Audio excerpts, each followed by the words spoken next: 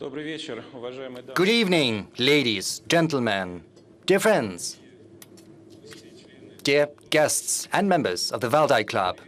I'm pleased to welcome you at this closing session of the 18th annual meeting of the International Valdai Discussion Club. And of course, it gives me great pleasure to invite our most distinguished guest to the stage, President Vladimir Putin of Russia.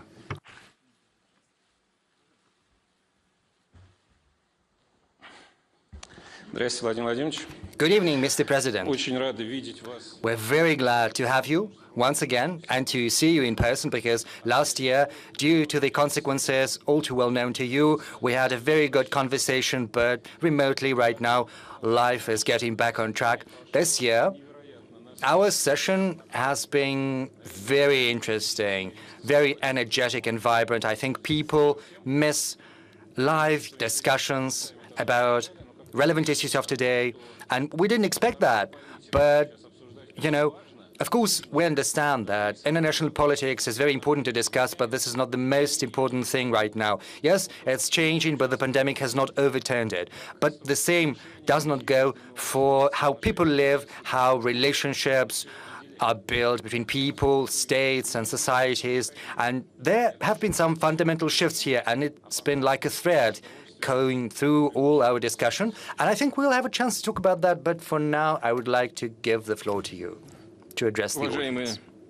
Distinguished participants of the plenary session, ladies, gentlemen, from the outset, I would like to thank you for coming to Russia and for taking part in the events organized by the Valdai Club. As is tradition, during these meetings, you raise acute, burning issues of today. And you discuss comprehensively issues that are relevant to people across all countries of the world. This year, the forum's main theme has been formulated very straightforward, bluntly even: global shake-up, 2021, the individual values and the state. Indeed, we live in the time of fundamental shifts, and as is tradition, if you'll permit me, I will speak and share my views on the agenda that you have formulated. These words live during the times of change. It seems somewhat trivial because we cite it so often, but this era goes back quite some time, and this state of fluidity has become something customary. So do we need to emphasize that or not? And I think that I agree with those who've come up with this agenda for this year's forum. I think it's worth doing that. Over the recent decades, many people have quoted the Chinese proverb: the Chinese people is very wise, they have great thinkers and great valuable thoughts we have to keep in mind. And one of them is, God forbid that we should live in the time of change. And we live during these times of change, whether we want that or not. And these changes are becoming increasingly fundamental, increasingly tectonic. And let's cite another thing coming to us from China, another piece of wisdom. The word crisis in Chinese, I think there are many people from China here, and if I'm wrong, they will correct me, but as far as I understand, crisis in Chinese consists of two hieroglyphics. The one stands for danger and the other for opportunity. And we say in Russia, you've got to be clever about fighting the difficulties, and when you fight the danger, you've got to use your experience. And we have to realize the danger that we are up against, and we have to oppose it. And there are different dangers, and they are multifaceted. And there is another component to the crisis, namely opportunities, opportunities that are not to be missed, that have to be seized. Especially because this crisis we are up against is of a conceptual nature, of civilizational nature. It is a crisis of approaches, of principles that underlie the very existence of humanity on Earth. And one way or another, we will have to have a very serious think about all of that. And we need to understand what we have to renounce, what we have to revisit, what we have to adjust. And I'm confident that genuine values have to be fought for, and we've got to defend them with everything we've got. Humanity has entered into a new era, and it happened more than 3 decades ago when the main conditions were in place to put an end to the military, political, and ideological confrontation. I think you've talked about that, and our foreign minister spoke about these themes too, but some things I will have to reiterate. Back then, a quest was started for a new balance, a new equilibrium, new conditions in social, political, economic, cultural, and military fields. There was a search for a foundation for a new world system. So far, we failed to grasp it. And those who felt that they were victors after the Cold War, and we said that on many occasions, and they felt after climbing the Olympus that they were losing the feet, the ground under their feet. And however beautiful the moment was, even you say, linger on, the art so fair, you cannot make it stop and linger.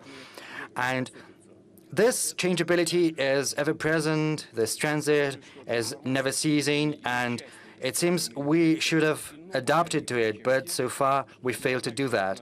And this transformation that we see is of a different magnitude than the ones humanity faced in the past. It's not just a shift in the balance of power or scientific and technological breakthrough, even though these things are happening right now. What we encounter right now is systemic changes that go in parallel in all directions, in all dimensions. The geological, the geophysical state of our planet is changing, and we have increasingly paradoxical interpretations of humanity is and what its raison d'etre is. Let's have a look around. Let me share some thoughts with you, thoughts that I cherish. First, the deformation, the degradation of climate and the environment are so evident that even the most careless people and laymen cannot simply dismiss them. We could have scientific discussions about the mechanisms behind these processes, but we see that these processes are deteriorating and something has to be done about it. Natural catastrophes such as droughts, floods, hurricanes, and tsunami have become all but a norm. Suffice it to remember the tragic, devastating floods in Europe this summer, or the wildfires in Siberia, but elsewhere too. We saw the wildfires in Turkey, in the US, and in the American continent. Any geopolitical, any scientific, technological, and ideological competition becomes almost senseless amid such conditions if the victor of such a competition will have nothing to breathe or nothing to sate their thirst. The coronavirus pandemic has become yet another reminder of how fragile our community is, how vulnerable it is. The main objective is to ensure safety and security of man and its stress resilience. In order to have greater chances of surviving the catastrophes, we need to revisit how we organize our life, our housing, how cities have to develop, what the objectives or the priorities of economic development are for whole countries. And security is one of the imperatives, one of the peremptory norms. And I dare anyone try to contest that. And then they will have to explain why they turned out to be not ready for crisis and shake-ups. Secondly, social and economic problems humanity is facing have exacerbated to an extent that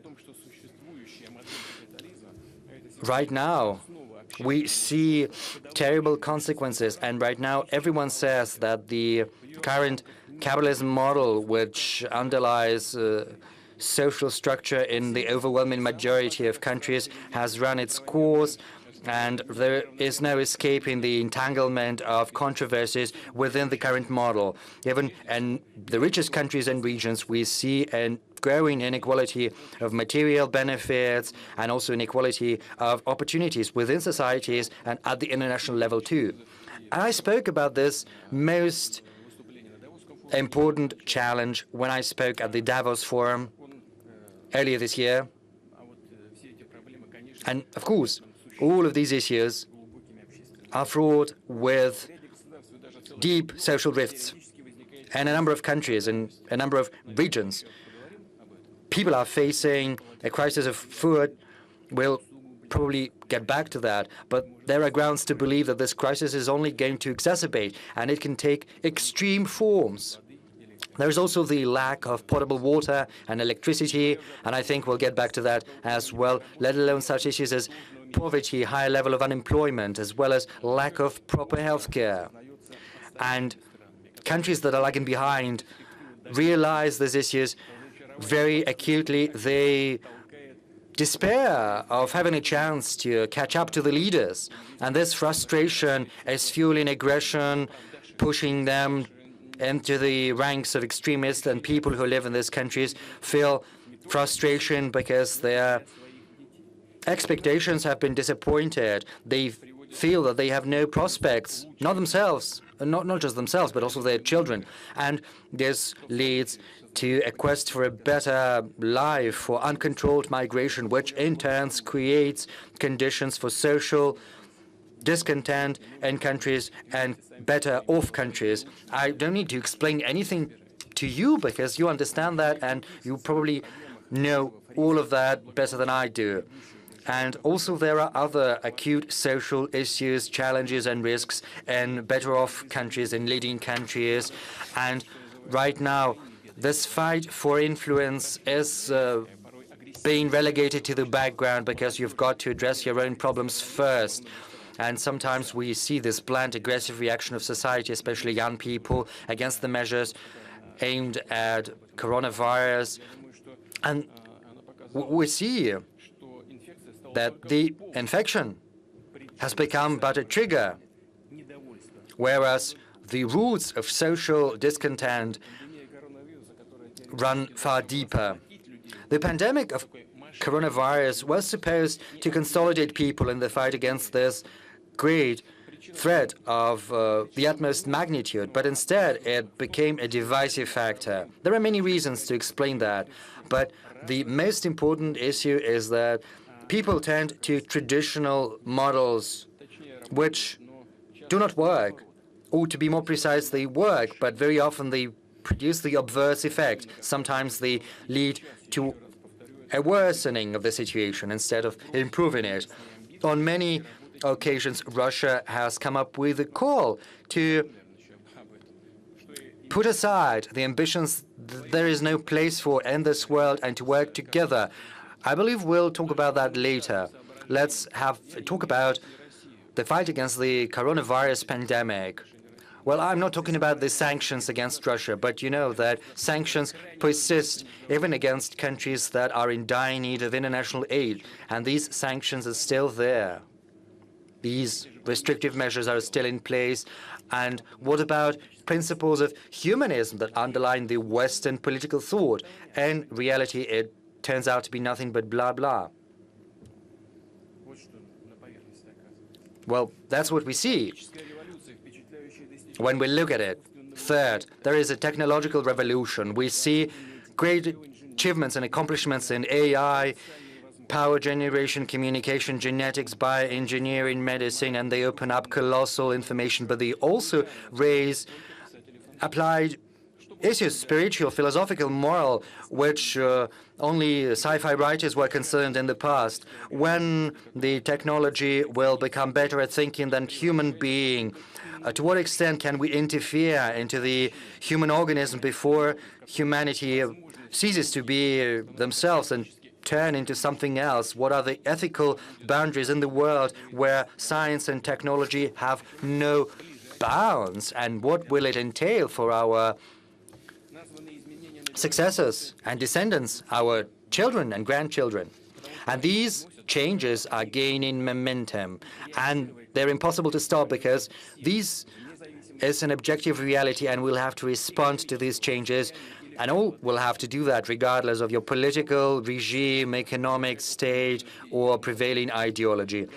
Well, as far as words go, all countries say that they are committed to the ideals of cooperation, of working together against common issues, but that is just what the words say. In reality, something else happens. And as I said the pandemic has all but pushed forth and spurred on negative trends that came to the foreground a long time ago. Everyone is out for themselves, and this is a principle that has become the new norm, and some even boast of that, and selfish interests have prevailed over the common good. And this is not about the ill will of elites or some countries. Everything is far more complex and complicated. The world is not black and white. Every government, every leader are first and foremost accountable to their compatriots, their citizens. They need to ensure their security, safety, and welfare. That is why international transboundary themes will never have the same importance for the leadership of a country that internal stability has.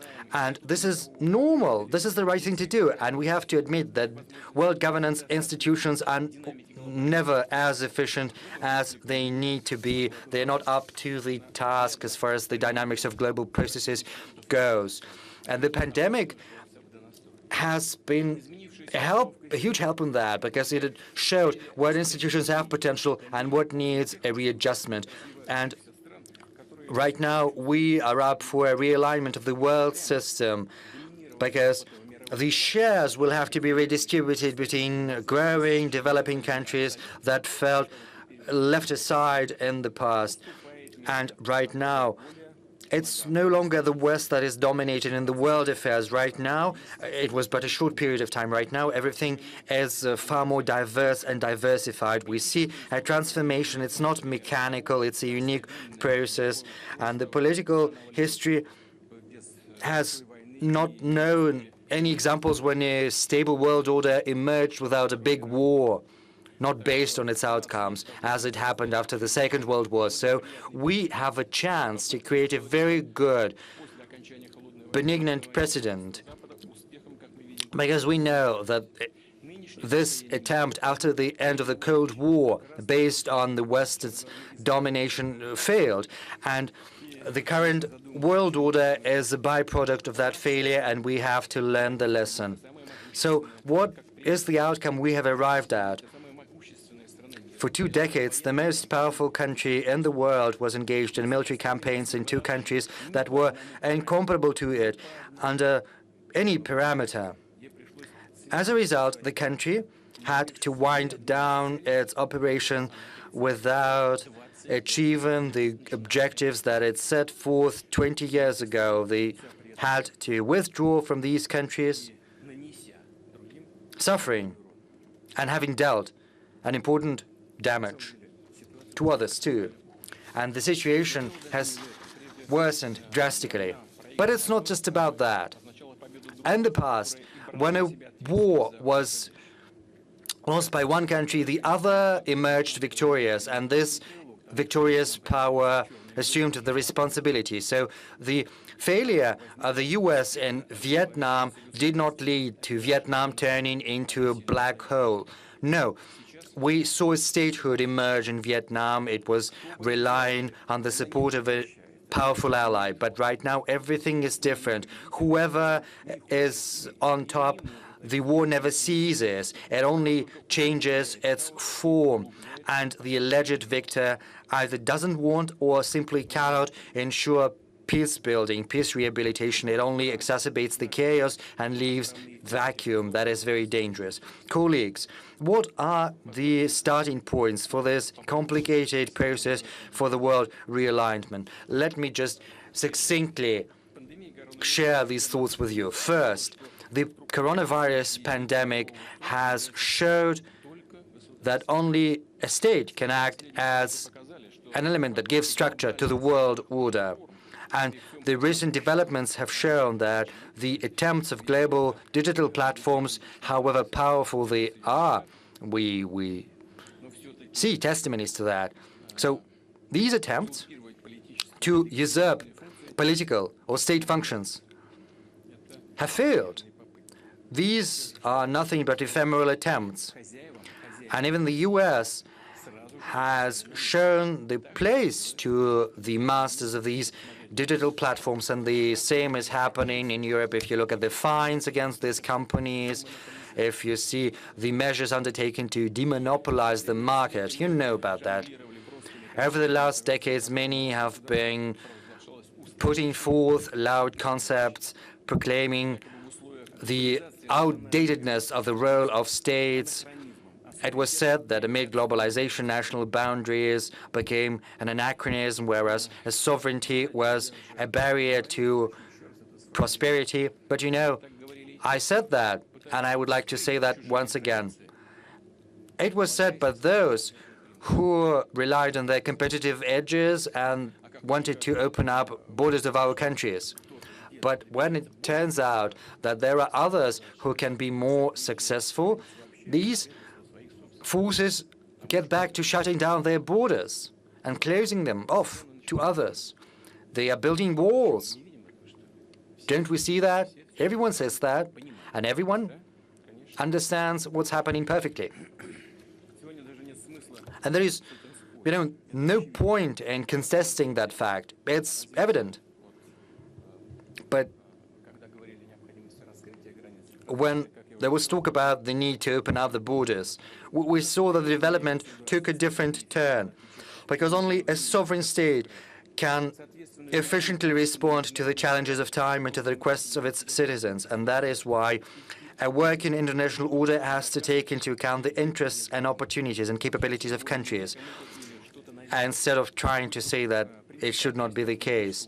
And of course, no one should try to obtrude anything on others, be that principles of social and political regime or values that are proclaimed as universals, because when we see a true crisis, there is only one universal value, and that is the value of human life. And how to protect that? Every state gives a response of its own based on its capabilities, culture, and tradition.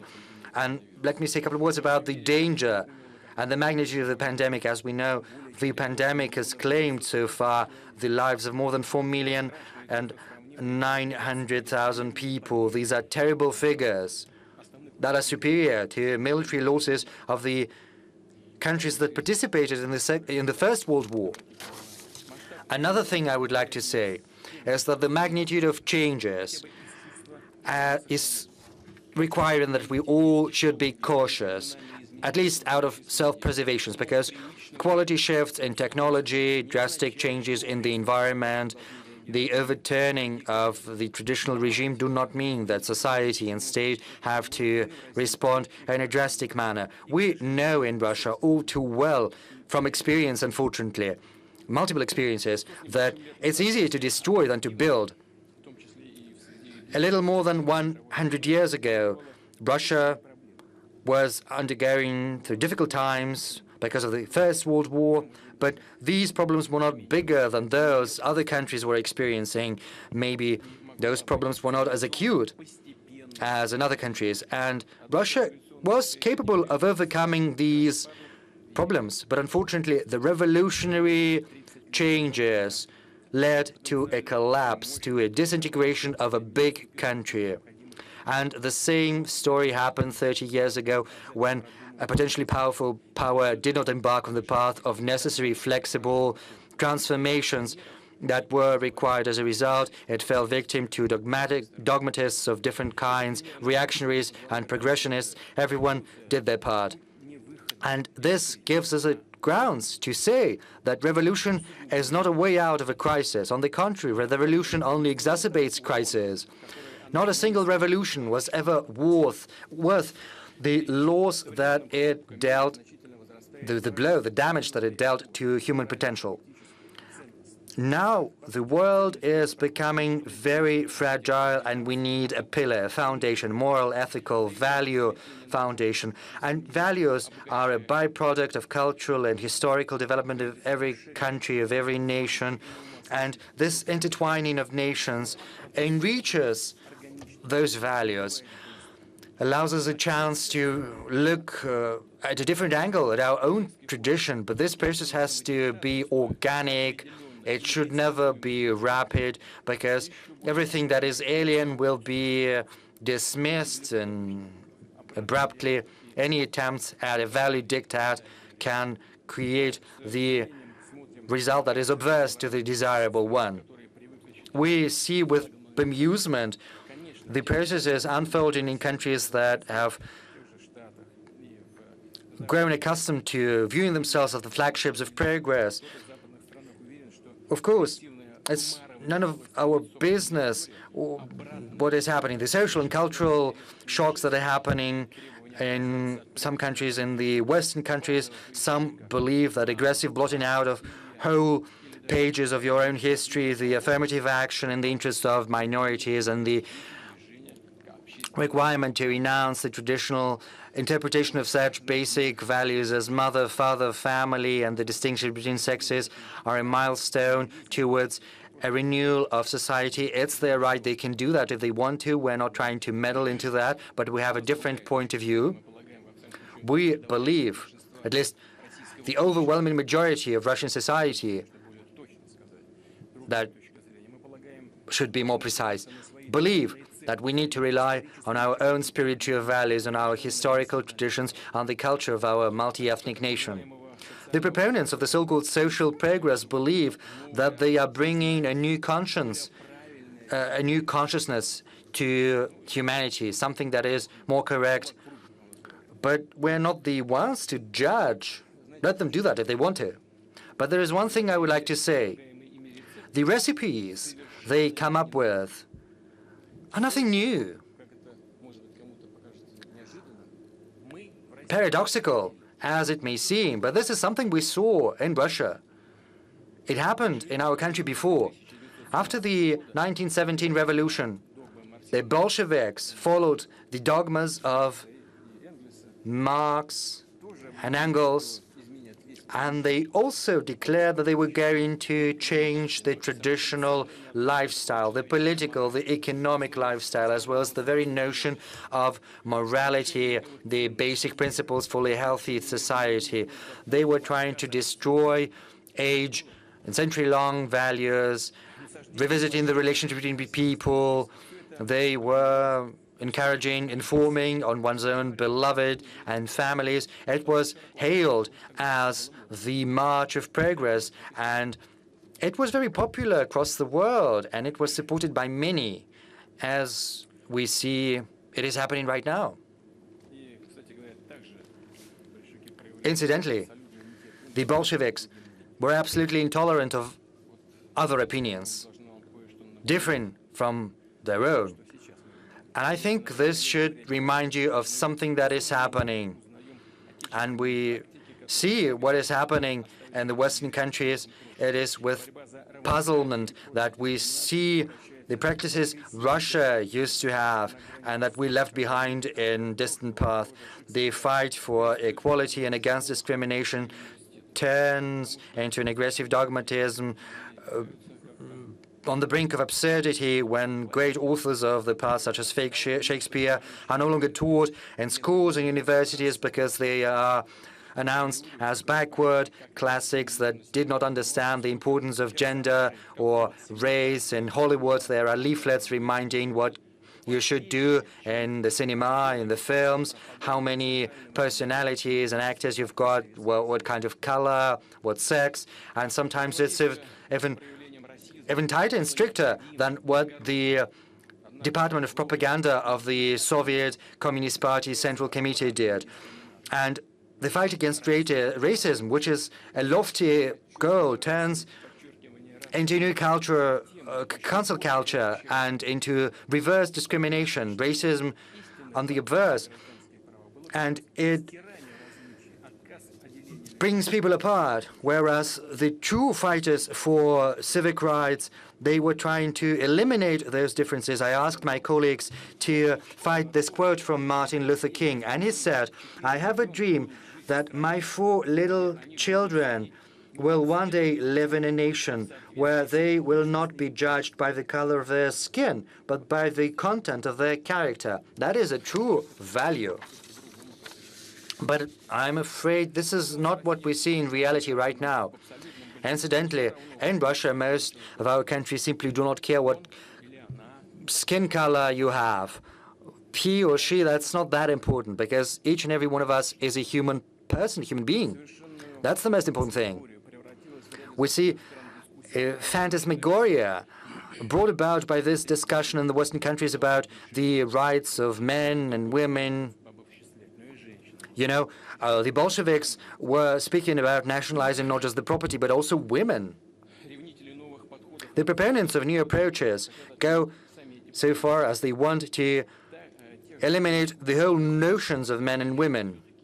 And those who dare say that men and women exist, and this is a biological fact, they are all but banished.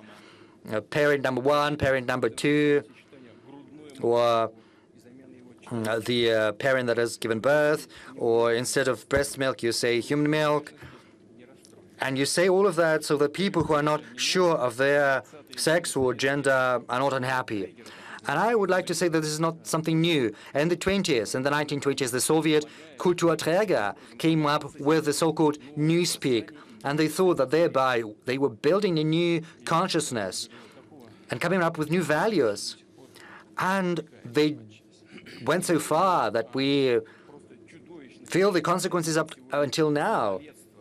There are some monstrous things when, from a very young age, you teach to children that a boy can easily become a girl, and you impose on them this selection, this choice. You push the parents aside and make the child take these decisions that can destroy their lives. And if we call the spade a spade, this is nigh to a crime against humanity, and all of that under the banner of progress. Well, some people just want to do that.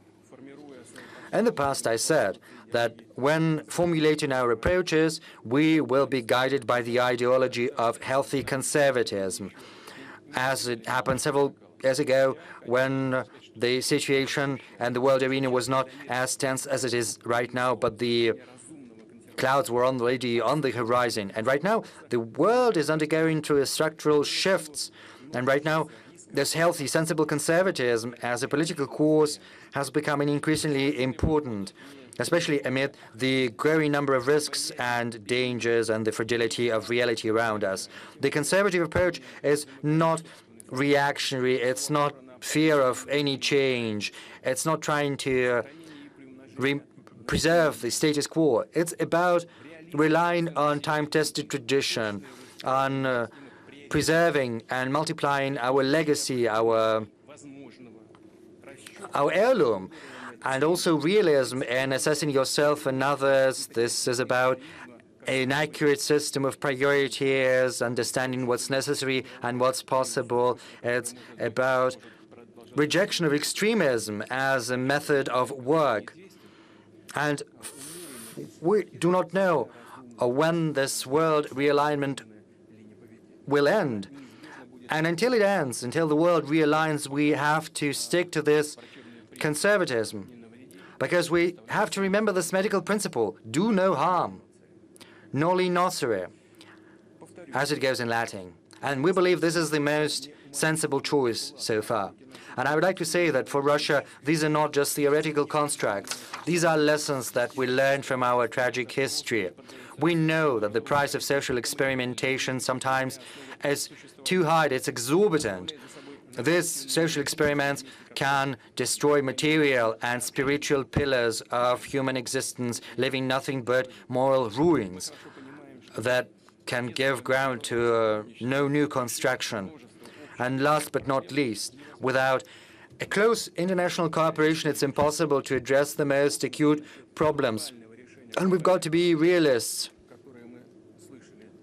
We know that most beautiful slogans about the global solution to global issues that we've listened to since the 20th century, they will never come to pass because such global solutions require such a big transfer of sovereign rights of states and nations to supranational structures that I do not think anyone is willing to go that far.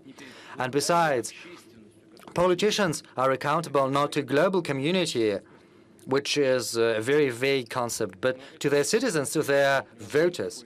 But this does not mean that we cannot somewhat limit ourselves to give a global response to universal challenges, because a global challenge is a challenge to everyone and to all at once. And of course, if everyone sees that they will benefit from cooperation and working together to overcome these challenges, everyone is going to be willing to do that. And to stimulate that, we could probably come up with a roster of challenges and dangers under the UN auspices for concrete countries and for potential consequences. And we need to engage experts from different countries and from different scientific disciplines to participate in this process, in this drafting, and you in particular, distinguished colleagues. We believe that such a roadmap could encourage many countries to have a new look at world problems and to see what kind of benefit they stand to get from this cooperation. I mentioned the issues of international institutions. Unfortunately, this fact is becoming increasingly obvious. A reform or abolishment of a number of these organizations are on the agenda, but the most important institution is the UN, and it still remains a peremptory value. I believe that amid the turbulence of today's world, the UN is the carrier of this healthy conservatism in international relations that we need to normalize the situation. The organization is often criticized because it is not fast enough to adapt to ever-changing circumstances.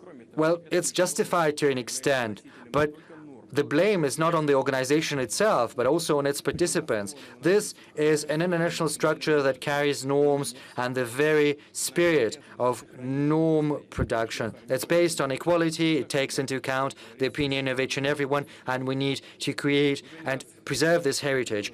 Yes, we've got to reform the organization, but we should not throw away the baby out with the bathwater. And on many occasions, I spoke from a high podium and from Valdai too, because Valdai is a very authoritative platform, colleagues. We have to recognize that. And I spoke many times, and the problems are piling up. They become increasingly explosive, so we need to work together. So once again, I would like to take this opportunity to say that we are willing, we are ready to work together to address the most acute common issues. Distinguished colleagues, the changes that we've spoken today and that were discussed before this plenary session concern all nations, all peoples, and Russia is no exception. Just as the rest of us, we are searching for a response, a solution to the most acute challenges of today, and there are no ready-made recipes, but I'll go as far as to say that our country has a competitive edge, and that competitive edge consists in our historic experience, and I spoke about that on many occasions throughout my today's remarks. And I had to remind you of many negative lessons that we learned in the past, but our country has come up with a collective immunity to extremism that leads to shocks, social and political collapses. People highly value stability as well as a chance to develop steadily. They like this confidence that their plans, their hopes will not come down crashing because of careless aspirations of a new batch of revolutionaries. We still remember all too well what happened 3 decades ago and how long it took us to climb out of this hole that we found ourselves in after the dissolution of the USSR. And our conservatism is that of optimists, and we believe that a steady, stable development is possible. But of course, it comes down to us, to our own efforts, and we are willing to work with our partners for these lofty ideas. I would like to thank all the participants once again, and as is tradition, I will be glad to take your questions. Well, I'll try to answer your questions. Thank you.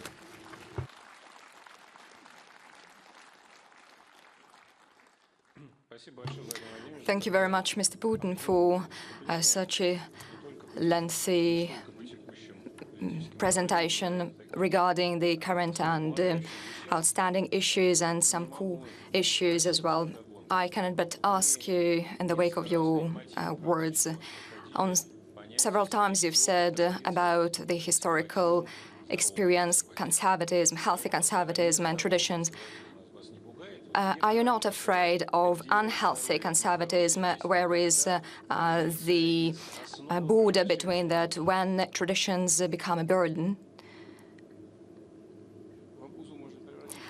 Well, anything can be turned into a burden if you are not careful enough. But when I speak about healthy conservatism, I recall Nikolai Berdayev, whom I've mentioned on numerous occasions. This is our well-known philosopher who was expelled from the Soviet Union in 1922.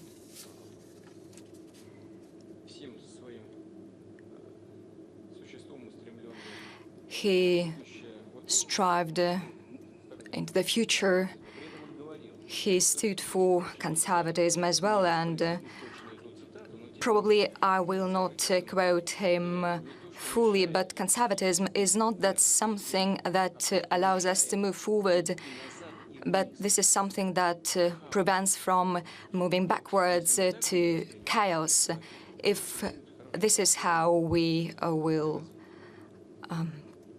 view conservatism, this will help us think about the development and move forward. If we speak about traditions and traditional values, which is the topic that you broach quite often, so you suggest that traditional values should be something that bring the world together, but traditions are unique.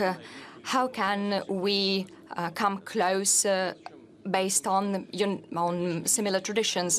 Well, you know, there is indeed identity and uniqueness. Different peoples feature that, but there is something that brings us together. We are all human beings and we want to live, and this value is absolute.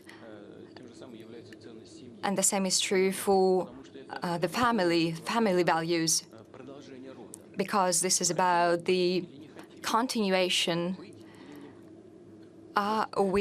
Do we want to live? Do we want to exist or not? If we don't, well, okay.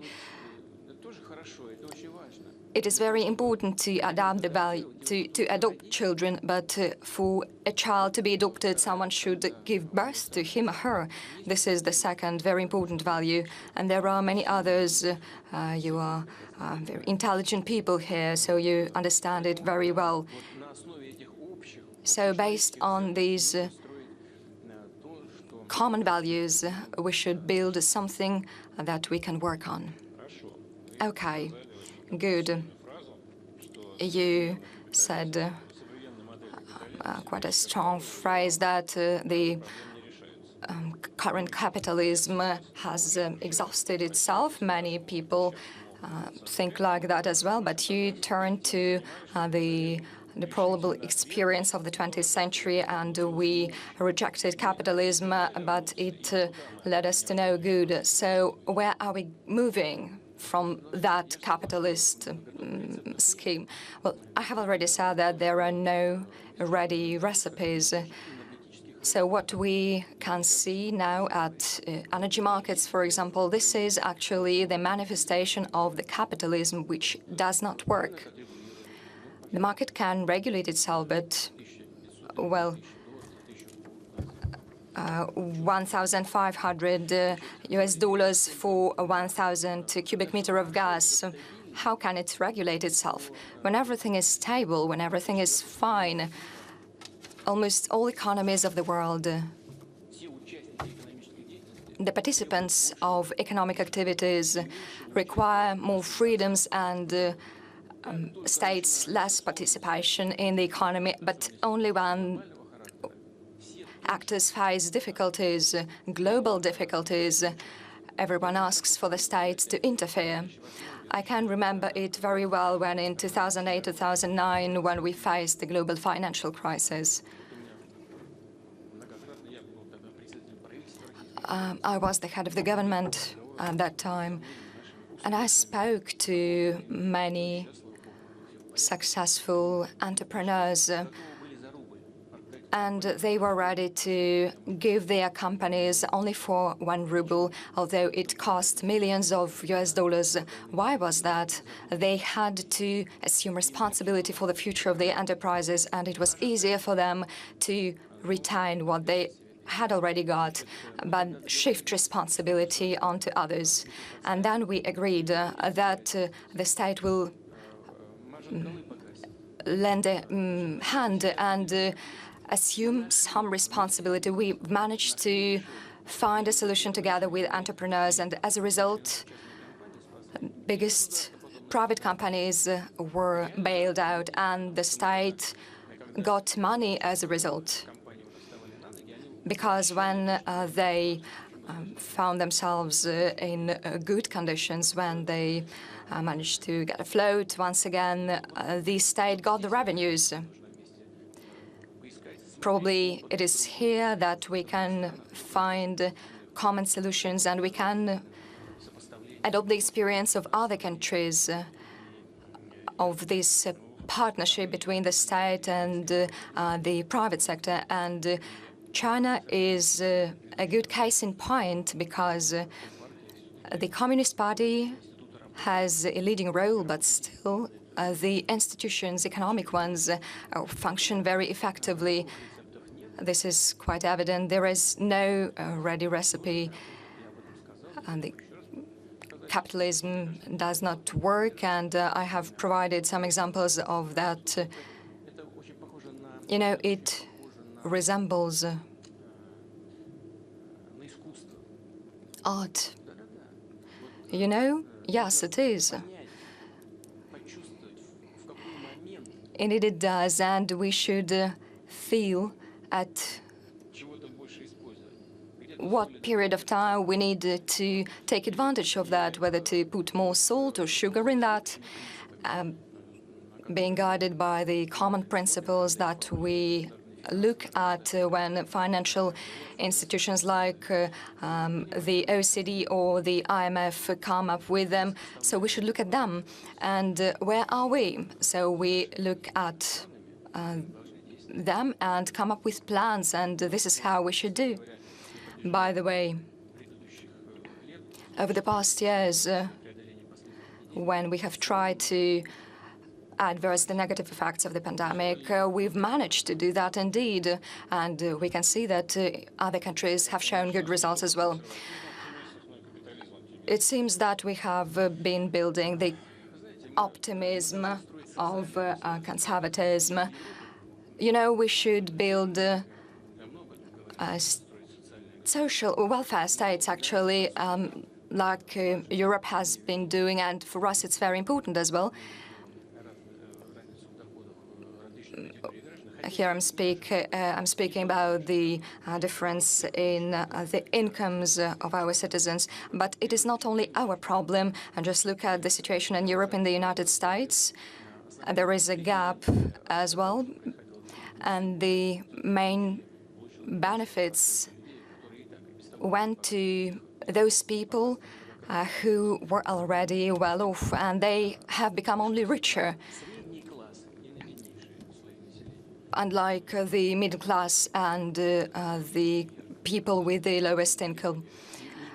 In the United States, it is very evident, and in Europe, this is a little bit less obvious. And the last question from me then. You have said about the UN's valuable role in the international relations. Well, it is quite clear, although many have criticized it, and your counterpart, Mr. Erdogan, said the other day that the United Nations Security Council should be taken away because the group of victorious states monopolized the power. Do you agree with that? No, I don't. He has come recently to Russia, and we have met. I have looked through his ideas. I agree with some points that he has made, but still, well, it is clear why he says this. He believes, it seems, that Turkey could have also become a UNSC permanent member state, but it's not Russia that has to decide. It should be a consensus decision. And we have India, we have South Africa. This is quite a fair thing to do. The most important thing is to strike a balance. There can be different solutions of this problem. I'm not going to jump ahead and tell you about Russia's position. But what is important here, and I have pointed this out in my introductory remarks, and I said that to Mr. Erdogan, well, if we destroy the veto right, the United Nations would die the same day. It would turn into the League of Nations. This will be just the venue for a discussion. It will be Valdai Club number 2. But the Valdai Club number 1 is here, and Valdai Club number 2 will be in New York. Well, we are ready to reply. I said, yeah. Well, this is the point, actually. We do not want to change anything. Well, we do need to change, but we do not want to destroy the foundation. This is actually the basis of the UN. There are 5 permanent member states having veto rights in the United Nations Security Council. There are other states which are non-permanent members, but we should think about making the organization more balanced, because indeed it is true. And in this, Mr. Erdogan is right. United Nations appeared after World War II, and there have been some changes in the power balance as well, and we know that very well. In terms of purchasing power parity, China is ahead of the United States. What is that? This is actually the global change. And what about India? There are 1,500,000,000 people there. Where is Latin America? Where is Africa? Brazil is a giant economy. We should think about that as well. We should discuss these things, but we should not rush in. We should not make mistakes while reforming the organization. Well, the Valdai Club leadership will consider this issue, will consider conducting sessions in New York. I'm afraid about visas. We will have problems with that, I think. Well, you know, probably if it is the head of state level, then it's okay. We can ask Mr. Lavrov to speak about that with his counterparts. Well, yeah, indeed, we can hold Valdai Club meetings abroad at some other venues. It could be interesting. There are well-known, famous analysts, experts here coming from different countries, so we can involve others who could join these discussions in the hosting country. I think it's very good. So we have a goal ahead of us. So, dear friends, feel free to ask questions. Is it a goal? Well, it's not a goal, it's an opportunity. It's just like a crisis.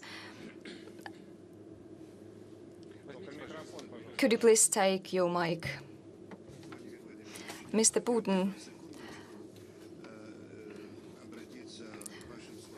I would like to quote your words.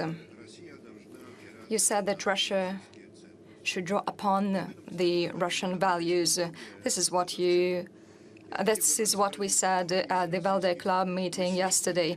I would like to ask you, which Russian anthropologists, ethnologists, and writers are closest to you, so that we would be able to understand what values you have stuck to. You know, I do not want to say that it's, for example, Ivan Ilyin. Yes, I do read his books. I have his book on the shelf, and I take it and read it. I have mentioned Mr. Berdyaev as well. There are other Russian philosophers. These are the people who have thought about Russia and about its future.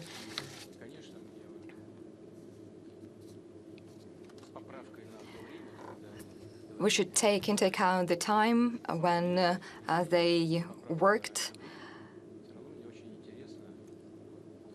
But still, I'm very interested in what they thought and the way of thinking.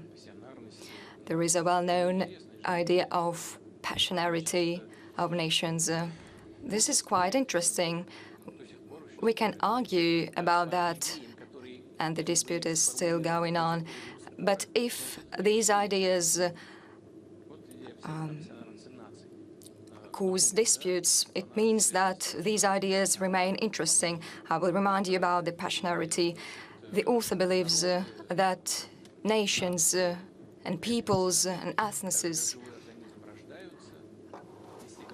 are born like a living organism, then they go up to the climax, and then they become older. But in many countries, like on the African continent, today's Europe is called the continent that is becoming old. Is it true or not? It is hard to say, but the idea that inside a nation there should be a driver for development, a will to develop, and I believe it has some grounds and some basis for existence. And we can see that some countries are developing very fast, are improving, although there are some outstanding issues. It's like a volcano, like on that Spanish islands with lava going up, and there are other volcanoes that have already died with only birds singing above.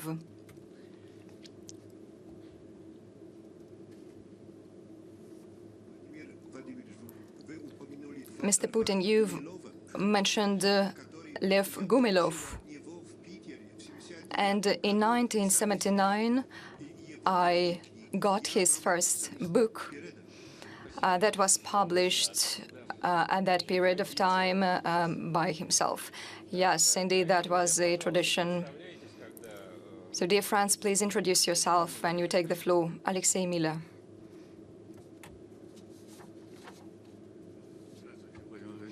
Good afternoon, Mr. Putin. Alexei Miller, historian, the European University of St. Petersburg. So we have two Alexei Millers. This is how rich Russia is. Well, 2 years ago, you were asked at a Valdai Club meeting about the resolution of the European Parliament, which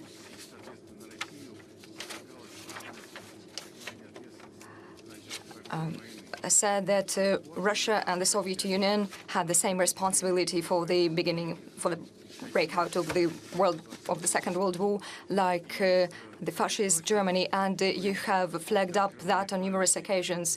And when you unveiled the monument to the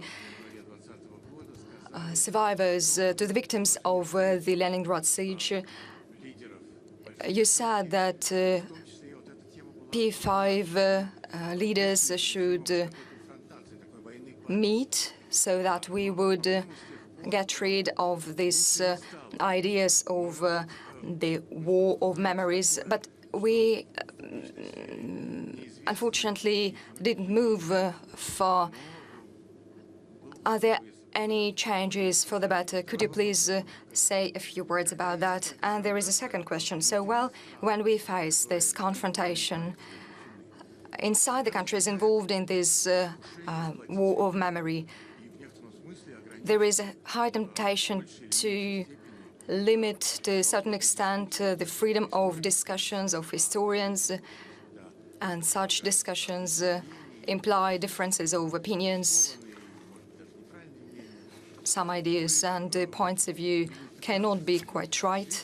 And is there a threat to Russia in this regard? Is there going to be some limitation to the freedom? No, I do not think we are facing this threat. People sometimes do not take responsibility for what they say, but this is like the reverse of the medal. If you talk about my initiative to convene the meeting of the P5 leaders, well, it has been supported by all the leaders of the permanent member states of the United Nations Security Council. other problems emerged related to the differences inside the P5. They are not about Russia. And then we had this pandemic of COVID-19, and it became more complicated. But there were positive views of the meeting. Hopefully, it will take place sometime. It will be for the better. It will be useful. We have been discussing it with our U.S. partners, our Chinese friends, and the French as well. By the way, the French president supported this idea straight away. And the United Kingdom as well. There are ideas about the content, the details of the meeting, but the idea has been supported by and large. And hopefully we will hold the meeting if everything is fine.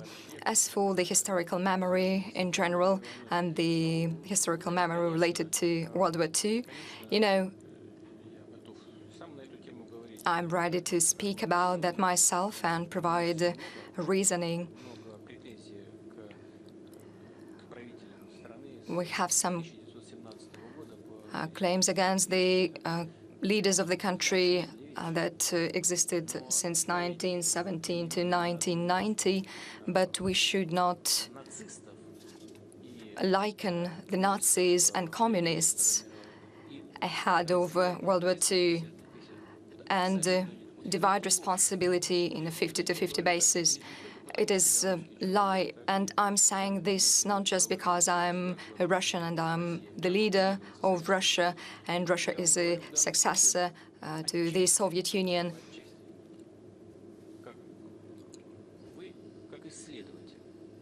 I'm saying to you as a historian, I have read the archives. We have been publishing many of documents of those times, and when I read, I changed my views about that. And we have something to blame Stalin for the concentration camps and many other bad things, but the Soviet government did its utmost to prevent the beginning of World War II. And some would say that they were not ready for that, and that is why they were trying to prevent it from happening. But they did try. They were also fighting for preserving Czechoslovakia, and they are also raising the issue of protecting the country's sovereignty. It's no secret. You know, we're opening up the archives right now, and we read about the reaction of France to the then developments, in particular with regard to the Munich meeting with Hitler, when the leading European politicians met with him in 1938. When you read that, you see, of course, attempts at distorting the events can happen, they always happen, but you need to read the documents in order to make an informed decision. There are discussions about what happened in 1939, and when you say, just look at what happened a little before that, you participated in the partitioning of Czechoslovakia together with the Germans. You were the ones who set the spark to the powder keg. I read the archive documents that ended up in Russia after the Red Army swept through Europe. Those were French, German documents. So it was basically an agreement on partition in Czechoslovakia, an agreement on when the troops were to be introduced into the country. And then they're trying to shift all the blame on the Soviet Union. But it's just not true. It doesn't fit the realities, nor the truth, nor the facts. So who was the aggressor? Who was the one who started the war? Was it the Soviet Union that started a war on Germany? No. Yes, there were these secret agreements between Germany and the Soviet Union. Incidentally, I would like to draw your attention to the fact that the Soviet troops entered Brest when the Germans were already stationed there. The latter just moved a little bit and the Soviets came in. So we have to have a very calm, informed discussion with reference to documents. No one is blaming the then Polish leadership, but we cannot allow that such blame is placed on the Soviet leadership either. Besides, on June the 22nd, 1941, Germany attacked the Soviet Union, and let's not forget who stormed Berlin. That was not the Germans nor Americans, not the British, nor the French, nor the Americans. It was the Red Army. And no one should forget about that, and it's an undeniable fact. 1,100,000 people died around Stalingrad. The UK losses stood at 400,000, less than 500,000 in the US. 80% of the Wehrmacht was destroyed by the Red Army of the Soviet Union. Did you forget about that? Well, no. No one forgot anything. It's just there are some who are trying to use these developments of the past, the events of the past, to address the short-term issues of today. And this is bad, because such manipulation of history never leads to anything good. Well, at least it never leads to mutual understanding. Yes, Arietta Moscatelli, please. Arietta Moscatelli, Italy.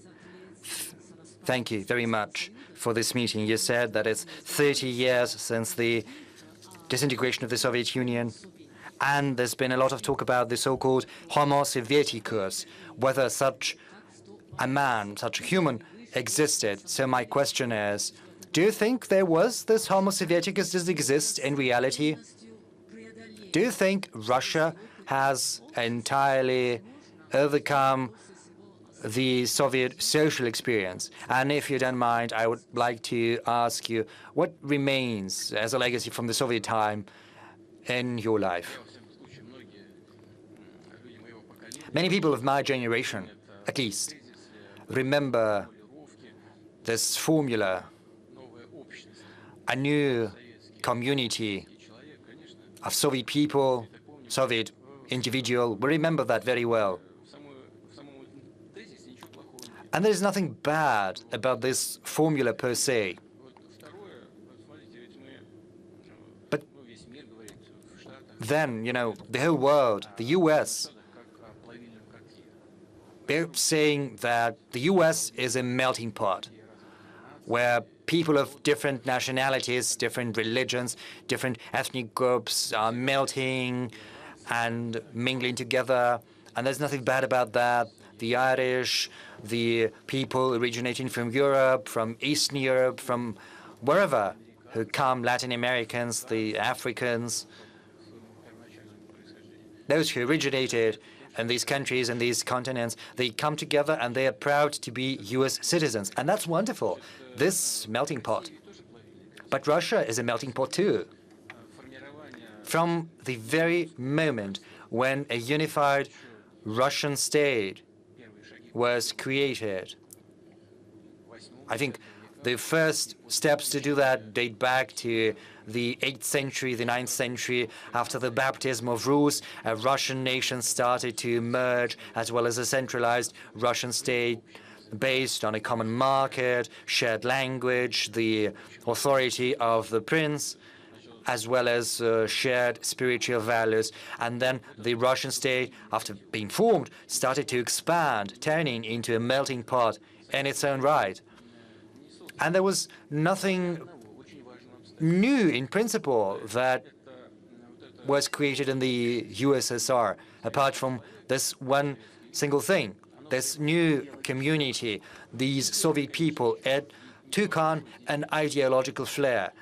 And that's not good because it limits the possibilities.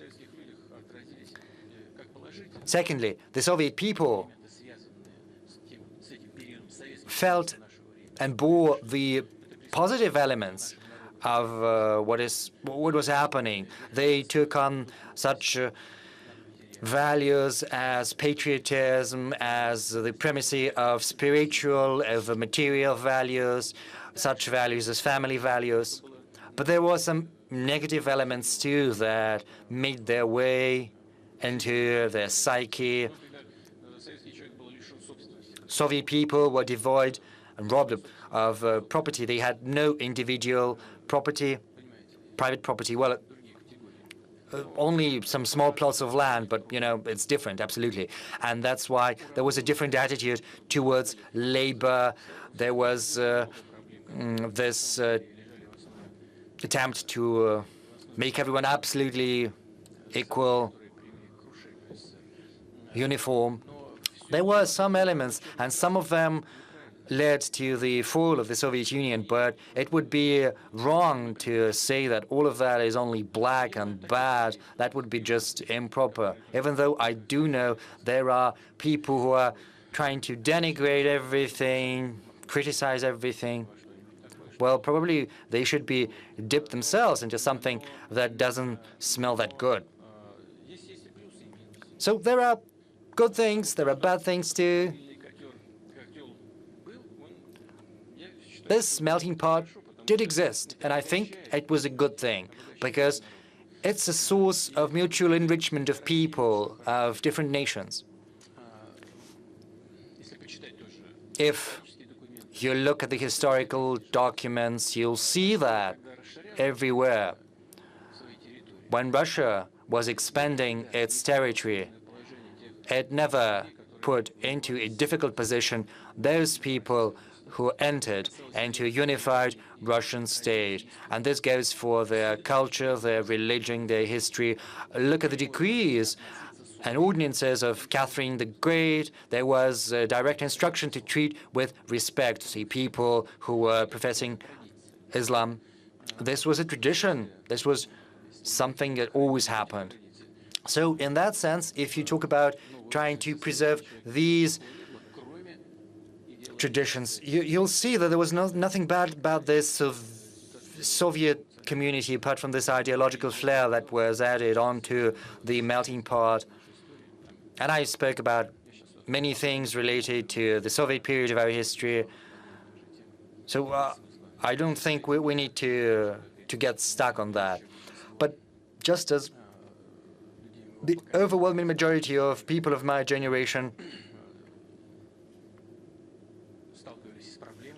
we saw the problems that existed during that Soviet period, but we saw the positive things too, and we should keep that in mind. Well, I graduated from a university. Even though I came from a family of rank-and-file workers, I got a very good education from this Leningrad State University. It was a good thing.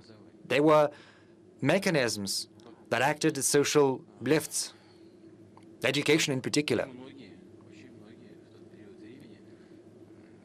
And during that time,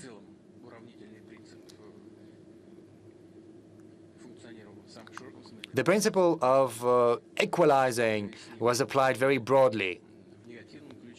And some people saw the negative consequences of that equalizing. That's true, but others enjoyed some preferences, and people had access to the social lifts that I've just briefly mentioned.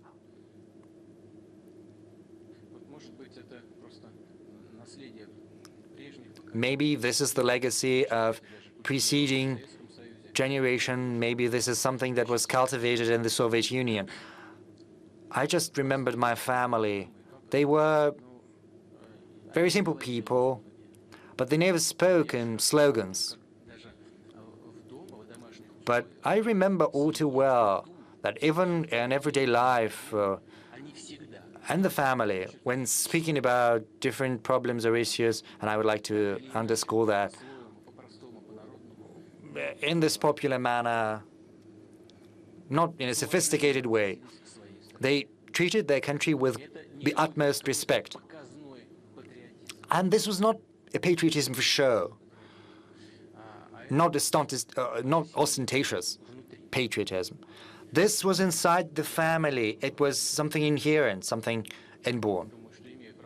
And I think I have the right to say that such positive qualities were cultivated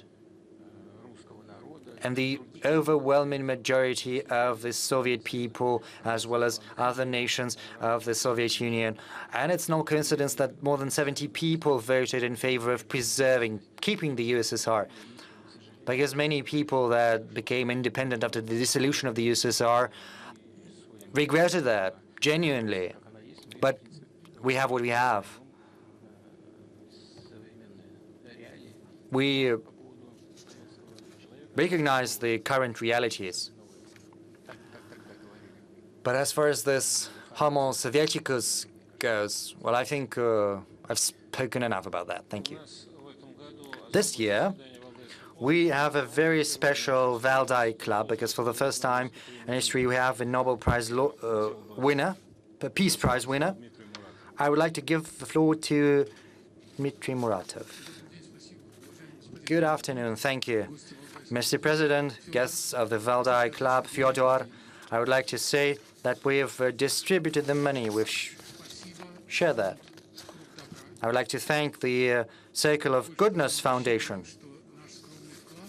Moreover, we hope that our modest contribution will help us draw attention to our cause, because once children hit 18 years, those people covered by the foundations will no longer get the support. But as far as I understand right now, the Circle of Goodness is willing to extend their mandate, and also the House with Lighthouse, Viera Hospice, Give a Life Foundation, as well as Anna Politkovskaya Foundation, and another fund helping the media. And that's it. So we've distributed the money among these institutions. I think this award is also something for our country, even though I think of myself as an imposter, but I want this award to help our country. And I hope it's going to be useful. And if you don't mind, I will ask a question now. I listened very carefully to what you said, Mr. President. During the Russian Energy Week, you spoke about the foreign agents. You said that Russia was not the first to adopt such a law, that the U.S. adopted such a law in the 1930s. But it doesn't mean that Russia has to adopt every law that the U.S. adopts. So my question still stands for these foreign agents. There are dozens of human rights defenders who were included into this register, and it also applies to hundreds of thousands of people who read those journalists and defenders. So I think this is a very grave matter. You've just mentioned the Leningrad State University, and I would like to tell you that your education will give us a chance to understand one another, because this law has no resort to court. You are dubbed a foreign agent, and there is no adversarial justice. There is just a stigma. There's no argument between two parties. And it's a stigma, you know, like the stigma that was put on the shoulder of my lady in Three Musketeers, you know, but when she was executed, they read out the sentence to her before she was beheaded. But we do not have this luxury. As far as this law concerned, we do not have even a warning that starting from tomorrow you will become a foreign agent, and many treat foreign agents as enemies of the people. I remember when I was part of the guard service, and I know that the watchman first makes a warning shot upwards, and only the convoy and a camp shoots without warning. I think we need to look into that, because the criteria are so blurry there, such as getting organizational and methodological support. So I take a comment from a member of the Valdai Club, and if this member represents another country, what does it mean? Does it mean that I become a foreign agent? Well, they make the announcements on Fridays, and I would like to remind you that tomorrow is a Friday. I would like to ask you to respond to that. Maybe, Mr. President, together with the head of the State Duma, you could have an extraordinary meeting with the editors of different media. And if you hold this meeting, we will be able to talk about issues that require urgent attention. Thank you. Thank you. First, I would like to present my congratulations on the Nobel Peace Prize, and I would like to remind you that I mentioned Nikolai Berdyaev. He was expelled in 1922 from the USSR on the philosophic ship, and on many occasions he was nominated for Nobel Peace Prize, but he never got one. Well, it doesn't matter. Literature or whatever. Yes, agree, yeah. But the Peace Prize, Nobel Peace Prize, was awarded to the first president of the USSR, Mikhail Gorbachev, and also Barack Obama, so you are in very good company. My congratulations. Well, indeed. You've just spoken about this hospice. I would give the Nobel Prize to you just for this single thing, because you are doing a noble work. The Circle of Goodness Foundation too. Your concern about foreign agents. I'm not going to try to evade the subject.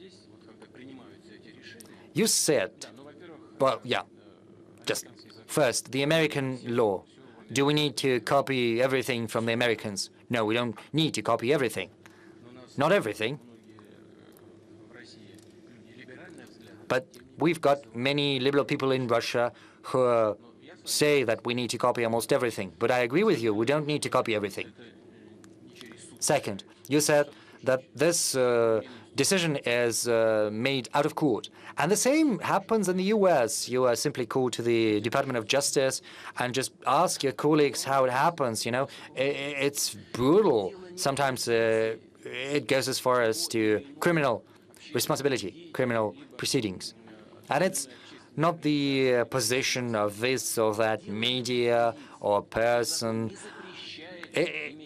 This law does not bar you from having an opinion of your own on this or that issue. This law is only related to getting financial support from abroad. If you are engaged in internal political activities, that's how it goes. But even this law does not prevent you from engaging further in internal political activity, but you simply have to declare where the money comes from. Russian society has to know that this person has this or this position, his attitude towards internal political processes is this or this, and he or she gets money from abroad. And this is the right. Russian society is entitled to know that, and this is where it comes from, all of this. So when you said that there is no ruling of court, well, it's like this, but you've mentioned My Lady who was beheaded, but we are not beheading anyone. This is not how it works here. But you are right in one thing, and I'm not going to argue with you on that because it's true. Well, probably once again we will look into these vague criteria. Quite often it happens, and by the way, my acquaintances told me about that, who were engaged in charity activities. So they were announced foreign agents, and by the way, I know that our colleagues in the Human Rights Council say the same. I instruct the members of the State Duma and other governmental bodies to be very attentive to this instrument and mechanism. Thank you very much for flagging this up. We will look into that. Thank you. Mr. Putin, a follow-up question. Are you not afraid of any excess? No, I am not afraid. So then we are.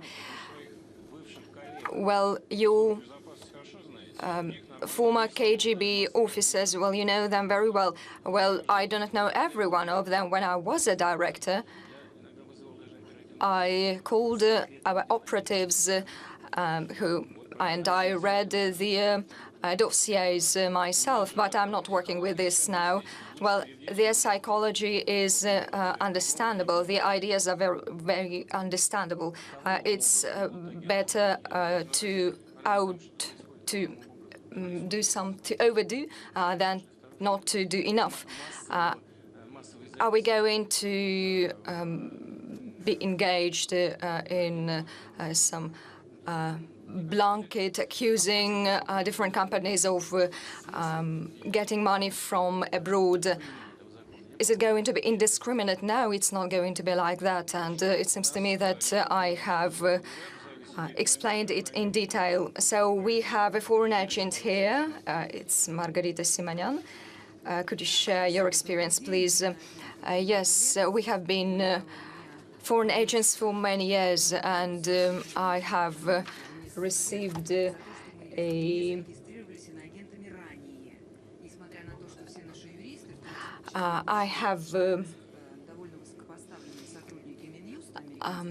I have been told, and by the way, Dmitry, thank you very much for broaching up this topic, and we are told that this law is not about us because they did not include mass media outlets in the law because we should be registered as mass media outlet. And I have received a spine. So I have received a subpoena to come to law, and this is actually a very strict law which carries a 5-year sentence. And this law in the United States has some consequences and sanctions are imposed. For example, your accreditation is revoked, your accreditation to the Congress is revoked, and you cannot go anywhere, either to this meeting or that meeting, nowhere. Yes, and people are nodding. They know that very well. You actually work like underground there, and we will continue to work like that in the future. Mr. Putin, thank you very much for your healthy conservatism. I am a mother of 3 children. I'm afraid of the situation when my child will be able to choose a gender, sex, and she will be told that she is a human being who will feed her children with human milk. And I hope that it won't be allowed in our country, despite it being very open. You have said about blah blah. That became a humanistic foundation of the European ideas. So the freedom of speech was like that postcard, and we try to look at that. We hope that there won't be any foreign agents in our country. But actually, this freedom of speech strangled our YouTube channel and our freedom of speech there on the internet. And you know that it is not our project. In the first place, it was the project that we tried to make for the country, and we do not believe in anything other than reciprocal measures. And Deutsche Welle was behind us in some ratings, and still it covers events in Russia, but we cannot cover events in Germany, although we have studios there. We have been working with the audiences, but suddenly, without any trial, in a second, without any grounds, our initiative was thwarted. So we ask you, Mr. Putin, to protect us, and we can see no other way than reciprocal measures. And there is another question. There was a Congress of Compatriots taking place in Moscow, and I asked colleagues who were there. Those were the people who protect the Russian language in other countries of the world, who are ready to sacrifice themselves for that very high purpose. So there were some people who wanted to get the Russian citizenship, but they could not. There were many people like that, and we spoke about the possibility for the Donbas people to get Russian citizenship. Cannot we make it easier? Well, the Greeks, the Germans were not afraid, were not ashamed of that, of providing citizenship to the people who wanted that. So, okay, as for the reciprocal measures, I believe that we should be more careful. And if someone makes mistakes like that, and I believe that this is a mistake when we talk about closing down the channel or creating conditions when it's impossible to work. I know that bank accounts were closed. Actually, many tools have been used. That's like a blanket bombardment. Yes, I know they did everything to prevent you from working there. I know that they infringe on the freedom of speech. It is bad, but the fact that they are doing this makes you think that since you are banned to work there, it will raise interest to you.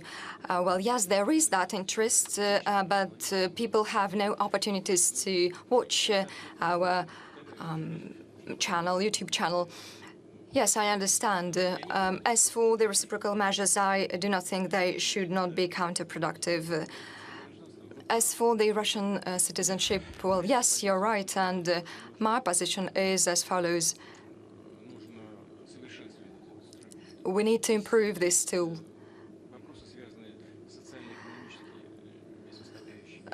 There are social and economic factors, including hospitals, kindergartens, jobs that we should think of.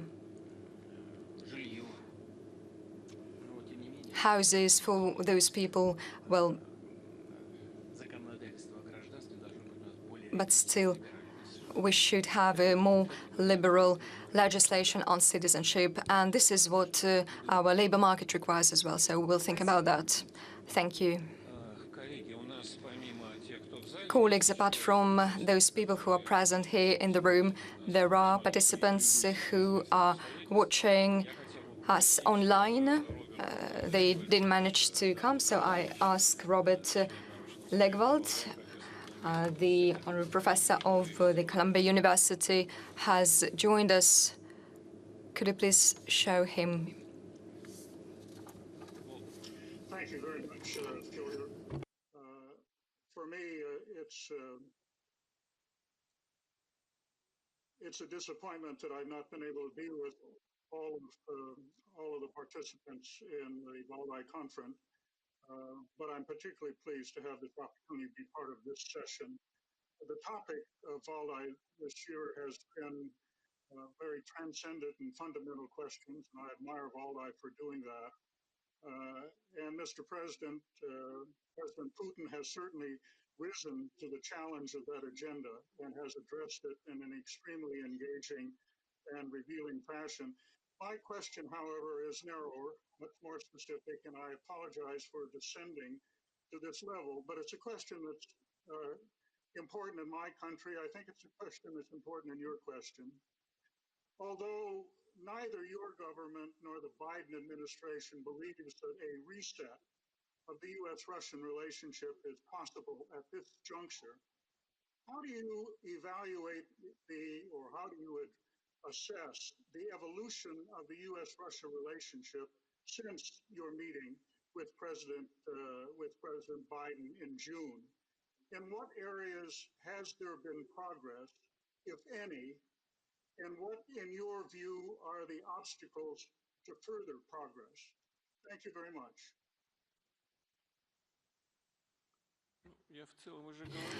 So I have already answered the questions like that. I can only repeat myself.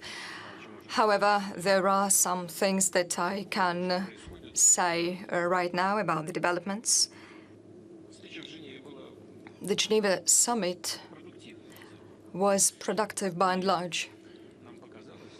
And it seemed to us, when I say us, I mean my colleagues, so it seemed to us that the American administration is interested in rebuilding their relations, so at least in some areas. So what did we agree upon? We agreed to relaunch the consultation on strategic stability, and they started indeed. They are ongoing. And there should be also consultations on cybersecurity, and they have started at the expert level as well. So we should say that the number of questions and issues that we have agreed upon is not that big, but still we have managed to agree upon something, and it's a big progress. And the American administration and Russia have been implementing the plans and have been moving forward. And as we know, it is always a message, a systemic signal. Look, our trade turnover increased by 23% in many areas. It is an indirect influence of our meeting in Geneva. So by and large, we have taken the right route, the right path, and I'm not going to speak about some unfortunate things. We have always said that we are making a one step forward and two steps back, but by and large, on some most important areas, we have making a headway. So it's like that. Thank you. So since we are living in a new world, we have the world of digital technologies. We have a colleague from Beijing, Mr. Chou Bo. Mr. President, it's really my great honor to ask you this question.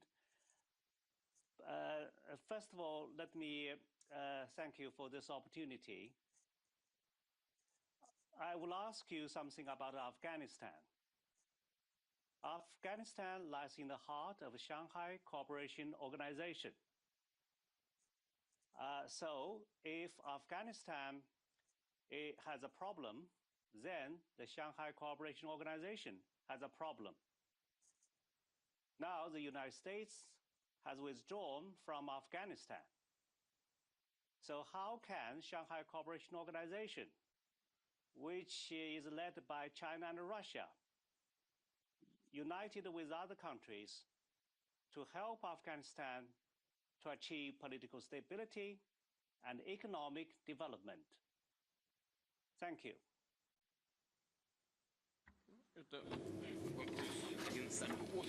Well, you know, it's one of the most pressing issues nowadays. The situation in Afghanistan is very acute, and we have had a meeting with the representatives of the Taliban movement and the People's Republic of China has been working on Afghan issues as well, quite actively, and for us all, it is a very important issue because Russia and China believe that it is very crucial to have a calm and developing Afghanistan close to our borders. Afghanistan, which is not a source of terrorism or radicalism of any kind. So we can see what's going on in Afghanistan. And unfortunately, there are still terrorist groups like ISIL, and some Taliban movement representatives have fallen victims to the attacks, and the Taliban movement has been trying to get rid of these radical elements. And for Russia and China, it is very important to ensure stabilization, and to achieve this, we need to help it restore the economy, because there is another big problem, which is drug trafficking, and 90% of them go from Afghanistan. If terrorists have no money, how are they going to fund the activities? And the Taliban needs money as well. And Russia and China and other SCO member states should help Afghanistan, but the main responsibility is borne by those who have been there for 20 years. The most important thing that we can do now is to unblock the financial assets to let Afghanistan solve all the top-of-mind issues. There are projects that we can implement there. They're related to ensuring internal security, for example, and our special services maintain contacts with the corresponding Afghan structures. And within the SCO, it is important to start this work. And Tajikistan and Uzbekistan are Afghanistan's neighbors. And our military base is in Tajikistan, which was established on the basis of a Soviet Division 201. So bilaterally, we will continue to engage in this work with China and try to establish and build dialogue with the corresponding structures. And we will continue to do so within the SCO by investing money and creating conditions for our citizens feeling safely there, regardless of the developments in Afghanistan. Thank you. Mikhail Pogrebinsky. Thank you, Fyodor. Thank you, Mr. President. I'll try to ask a question, the response to which I think is awaited by hundreds of thousands of people. You remember the Chinese proverb of how bad it is to live in the time of change. And Russia has been living in a time of change for the last 3 decades, and right now the situation is becoming increasingly difficult, what with the pandemic and the winter. Just, you know, recently Lloyd Austin, head of the Department of Defense of the US, brought millions worth in arms and weapons to Europe. And you don't need to be a NATO member to deploy the infrastructure of American or US infrastructure in Ukraine. I think this process has already started with the visit of Lloyd Austin to Ukraine and the transfer of weapons. You wrote in your article that the transformation of Ukraine into anti-Russia is unacceptable to millions of people, and that is corroborated by the polls, because more than 40% of people have a very good attitude, a good attitude towards Russia.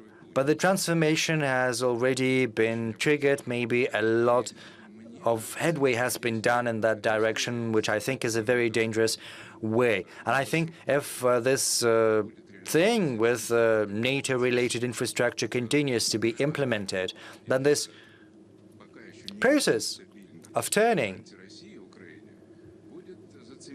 of Ukraine into an anti-Russia, the process that is still shaky, would be consolidated and would be like that for many years to come.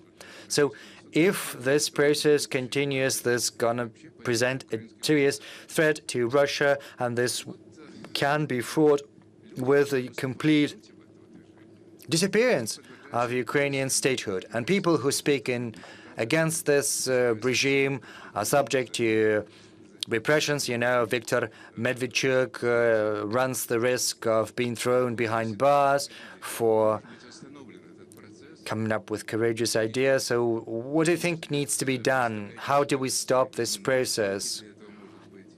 How fast can it be done? And what, if anything, can be done to rectify the situation? I'm afraid I'll have to disappoint you because I do not have an answer to your question so far. On the one hand, it's all on the surface. The simplest thing is to say that it's up to the Ukrainian people themselves to make a decision, to form organs of government that would respond to its aspirations and expectations. On the one hand, that's just like that. On the other hand, you know, I cannot but mention that you just mentioned Viktor Medvedchuk. There are criminal proceedings trying to make him responsible for high treason. And for what? Has he stolen some secrets? Has he transferred secrets to anyone? No. He is being persecuted because of his frank, open political position, which seeks to stabilize the internal political situation in Ukraine and to build bridges with neighboring countries, the relations with which are of the utmost importance to Ukraine itself. So what's concerning is that there is not a chance these people can raise their heads. Some of them are simply killed in the streets, and others are thrown behind bars. So it was as if there are no legal means for the Ukrainian people to form such bodies of power that would respond to the interests of Ukrainian people. People are simply afraid to answer polls because there is a handful of people that have virtually appropriated the laurels of victors in the fight against independence, adhere to extreme political views, and they're the ones that run the country, regardless of who is officially at the helm.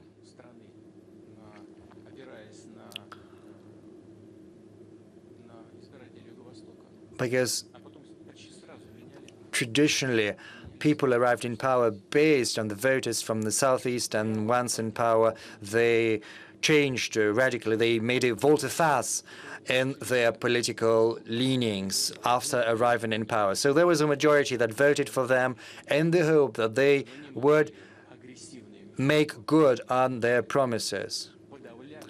But there was this aggressive, vociferous political minority that simply suppressed the attempts to respond to the interests of the overwhelming majority of Ukrainian citizens. So this minority runs the country. This is kind of a dead end, and so far I do not quite see a way out of it.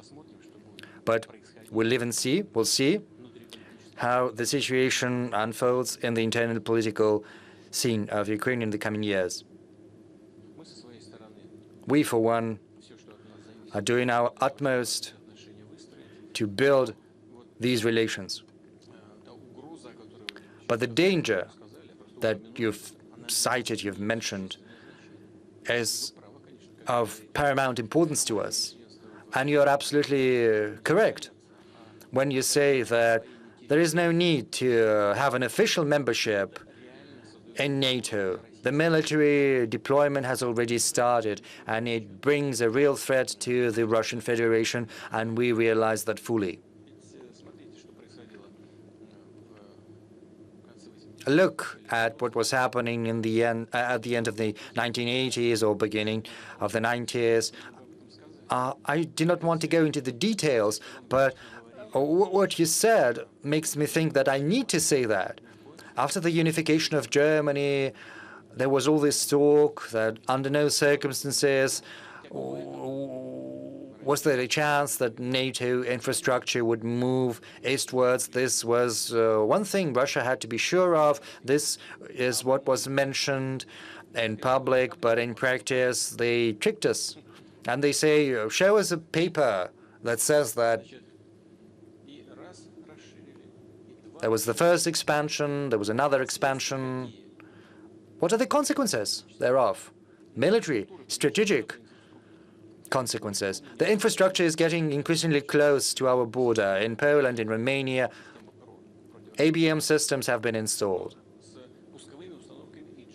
with Aegis launchers. And you can install Tomahawks on these launch pads. And these are offensive systems, and you can switch them, just in a blink of an eye. All you need to change is the software, and no one will be any the wiser. You can also place intermediate and shorter range missiles there. Did anyone respond positively to our announcement that we are not going to deploy similar missiles in the European part of Russia if we produce any? But we still wait for someone from the American side to say the same. They're not responding to our announcement. We're all adults here. So what are we to do?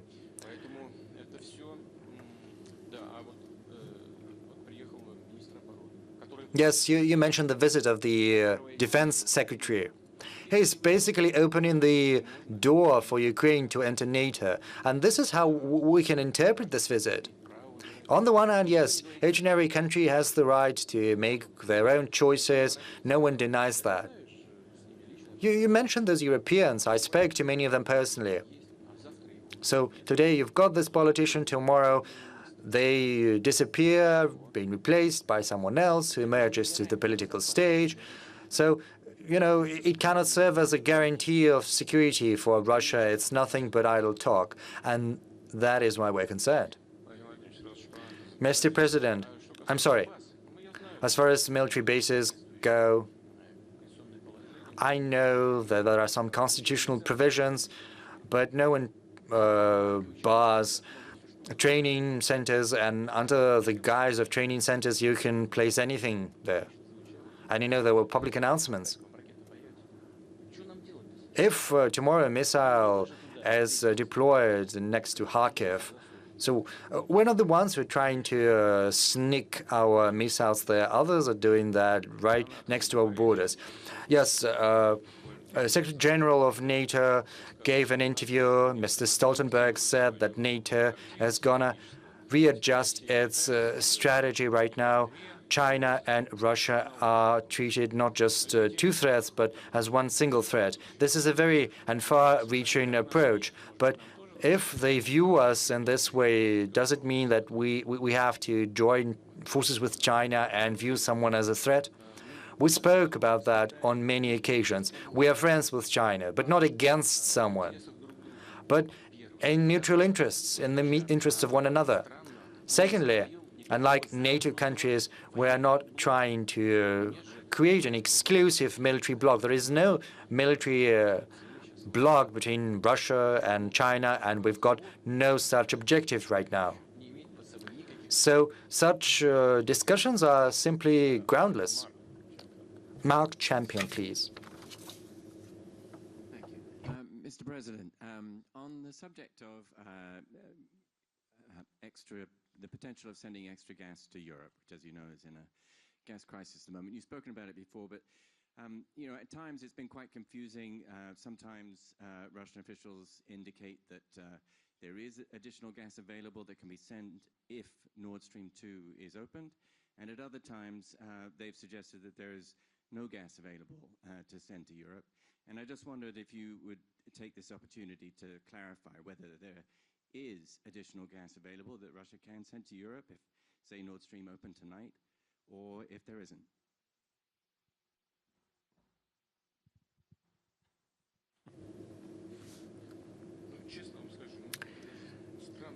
Well, to be honest, it's somewhat perplexing to hear such questions. Because I think when I spoke during the Russian Energy Week, I said it all in Moscow. But since such issues still crop up, I think I'll have to respond once again. Listen, what's happening right now? Yesterday, the day before yesterday, we had a talk with the government, and it's not just about the energy sources. It's about the very state of the global economy. Leading countries, European countries, have a deficit of gas. Let's have a look at the U.S. Recently, the U.S. decided to increase the ceiling for government debt. For those who are not well-versed in economy, what does this decision entail? It means that the Fed is going to print more money and it'll give this money to the government. So it's new emission of new money. The deficit is growing.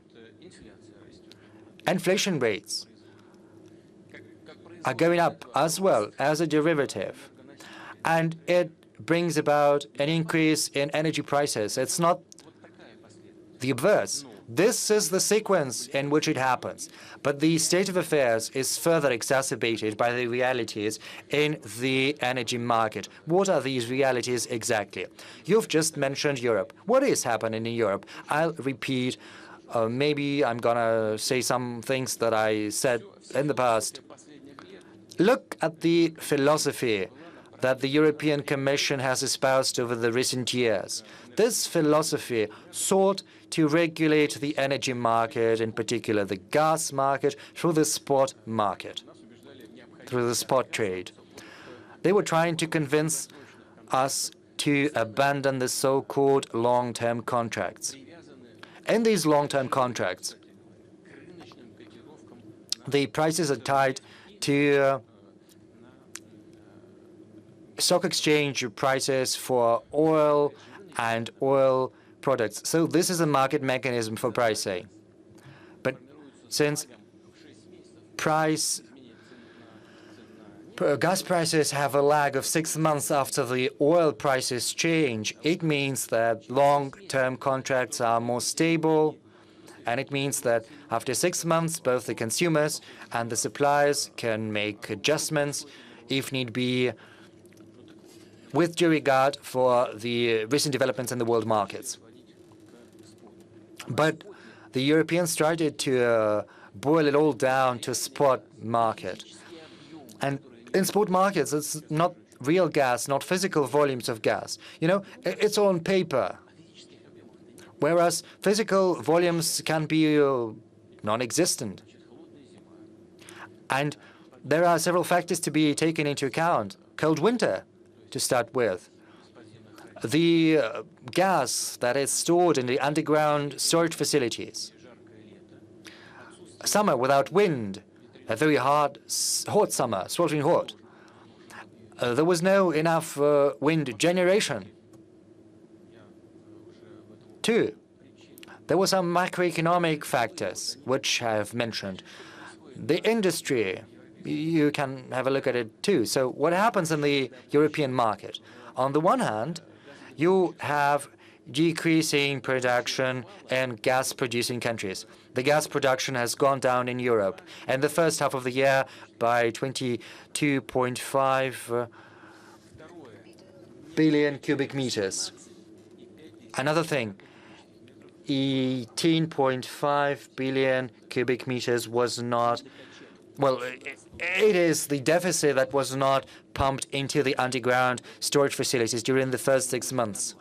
And since the year is almost at an end, you've got to multiply it by 2.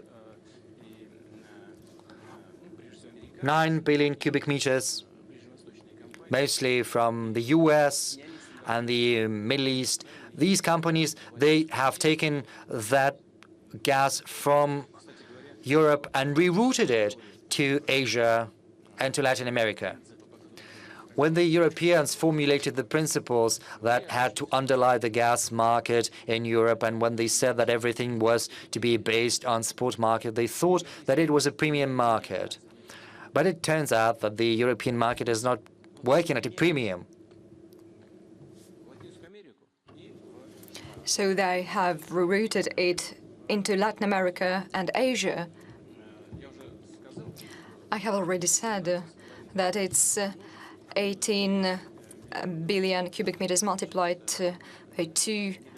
So 19 billion cubic meters is the deficit that the Middle East and the United States have not provided us. So, and the deficit at the European market will stand at 70 billion cubic meters. It is a big figure. So what does Russia have to do with that? It is the result of the policy pursued by the European Commission, and Russia has nothing to do with that. Russia and Gazprom has decreased supplies to the European market by and large by 8.7%. This was the decrease of supplies made by Gazprom, and there was a plus 12% of supplies that we have delivered to China and to global market in general. So our gas supplies surged by 8.7 billion cubic meters, and on the whole, it's 11 billion cubic meters more. So the Americans have not provided another 9 billion cubic meters of gas. So can you see what's going on? And all parties concerned, do you listen to me? So someone is decreasing gas supplies, and we are, on the other hand, increasing gas supplies. And moreover, when it comes to long-term contracts, please pay attention to that. $1,200 US for the 1,000 cubic meters. Actually, those who receive gas under long-term contracts receive gas that is 4 times less expensive, and Gazprom receives no profit on that because we are interested in long-term contracts. And when we do that, we invest into the production and we provide gas to our consumers, which are stable and reliable.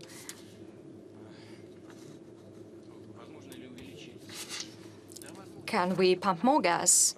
Well, yes, we can when it comes to Nord Stream 2, by the way, and the first pipeline is filled with gas. And if tomorrow the German regulator approves the gas supply, we will start it tomorrow, and it will be 17.5 billion cubic meters.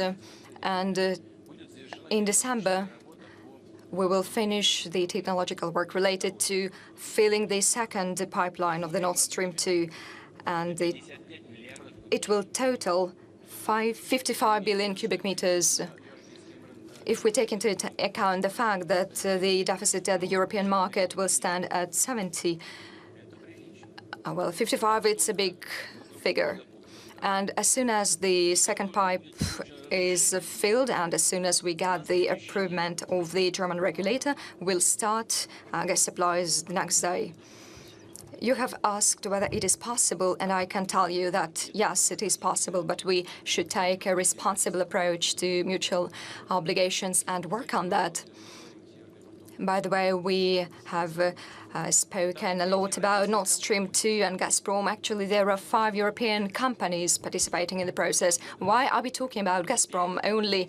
There are 5 big European companies working in this area, within this project, I mean. So it's not only in the interest of Gazprom, it's in the interest of our partners, especially European partners. So, Mr. Putin, about Nord Stream 2. Well, actually, it's your joint achievement with Angela Merkel. I'm not going to miss her. She's leaving. So it's not the decision that I have made. It's hers. She might have run for another term. She has been at the helm for 16 years. This is much, but Mr. Kohl was also ruling the country for many years. But as for Nord Stream 2, we have launched it together with Mr. Schroeder, and when we launched the Nord Stream 1 projects, the situation was the same, like today with Nord Stream 2. But fortunately, Germany and other European countries are receiving gas through Nord Stream 1 and much gas.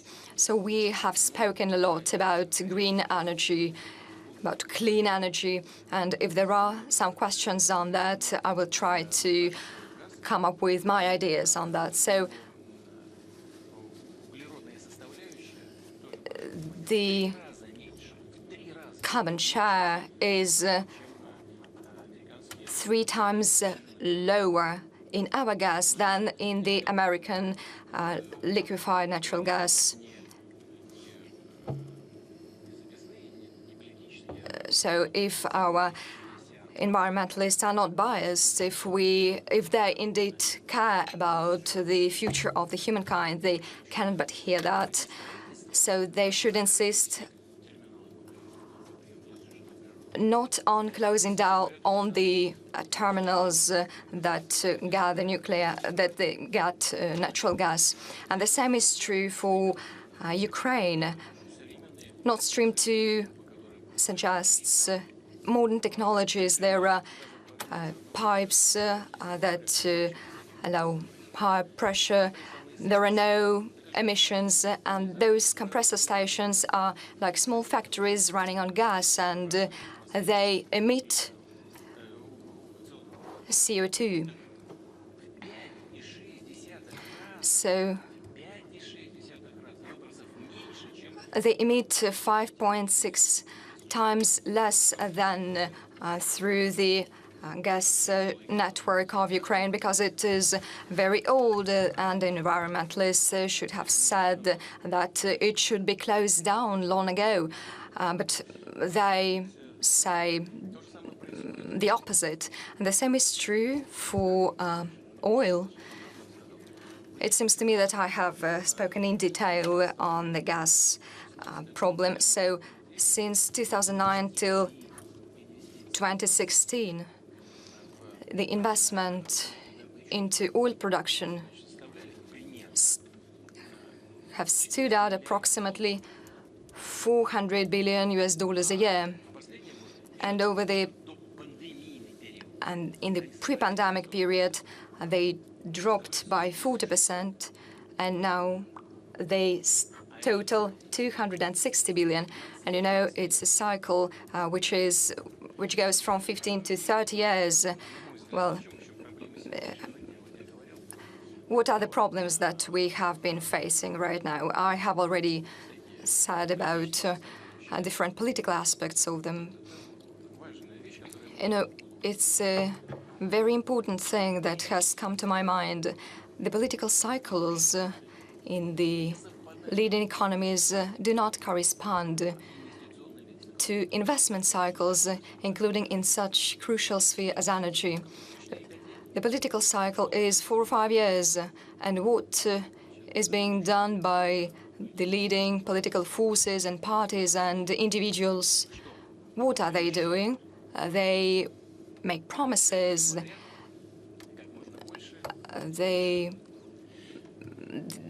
There are different promises, there are lots of promises, and they promise lower prices for everything. And the same is true for the green economy. And what is the result? Banks stop providing loans for investment, and at some point of time we will get to the point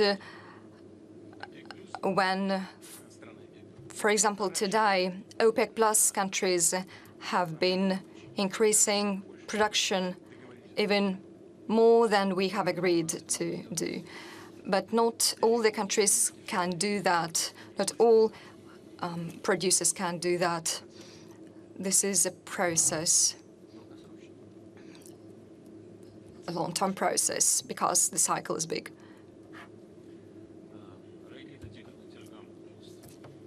Regulator Gamso, please, you have the floor. Thank you very much, Fedor, Mr. President. It's good to see you again in Valdai and Sochi. My name is Raghida Dargham. I'm the founder and executive chairman of Beirut Institute. So I come to you, I come to Sochi from Lebanon, a very wounded country. I am sure, sir, that you are aware of the explosion that took place, the fourth largest at the port, the civilian port of Beirut. There has been an attempt to investigate what happened, the story itself. There was a Russian captain, there was a Georgian owner of the ship. There was a request to you, Mr. President, to share, the request came to you from the judiciary, and it's an independent body from the government, to share what you have from your satellite pictures to tell us, to help find the story, this horrible story that happened, that amounted to assassination of a city, of a capital. My first question, sir, are you willing to share now the information you have, the satellite information, and to lend cooperation to this investigation so that, you know, the values that you spoke about are implemented where it really matters? And secondly, your two allies, Hezbollah and Iran, have been resisting, and in fact, they have been demanding the dislodging of the, not a prosecutor, he's really the investigator, the judge who's investigating the case. They have issued an ultimatum, they have issued a warning, Hezbollah issued a warning, that if you do not, to both your friends of yours, the President, Michel Aoun, and to the Prime Minister, Mikhati, that if they do not dislodge this investigator, this judge, then the government will fall. Do you support such a position, particularly that this country is on the verge of a civil war, and with Mr. Nasrallah announcing that he will not back down, announcing at the same time that there's 100,000 fighters ready to launch? And so this is a civil war in the action, maybe, right next door to a prize accomplishment of yours, Mr. Vladimir Putin, which is in Syria. I thank you. Я прошу прощения. Подождите, не отдавайте микрофон. Could you please not take back the mic? What war are you talking about? Sorry, sir. What war are you talking about?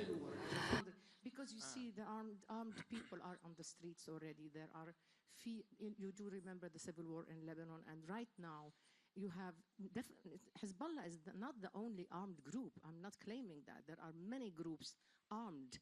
But right now, the conflict is over this investigator. His name is Tariq al-Bitar. And insistence of Hezbollah that he needs to be dislodged. And in fact, interfering with them, with the very principle of the separation of powers. And that led to confrontations on the streets and a possibility of a civil war really happening, Mr. President. Do not dismiss that possibility. It's a very scary one, and I'm not sure at all it will be, in the interest of the Russian policy, even for Syria, never mind for Lebanon. And we wish that you will pay attention to Lebanon, particularly after hearing you today emphasizing the issue of values.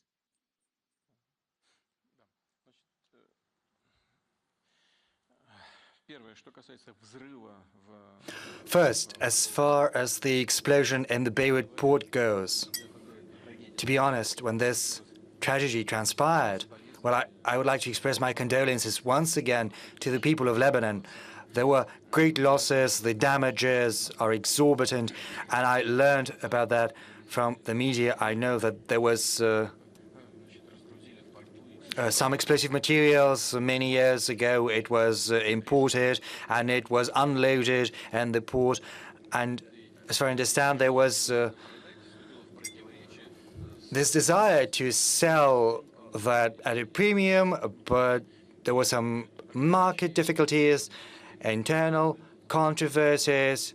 I know there was this story, and this is where the strategy has come from. And if we can help with this investigation, I do not quite understand how the satellite images can help, and if we have them. But I promise you that I'll look into that, and if we have those images, if we can help the investigation, we will do that.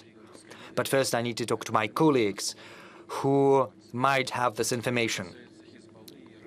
Now, as far as Iran, Hezbollah, and the situation in Lebanon, Hezbollah and many people have different attitudes towards this organization. I know that very well.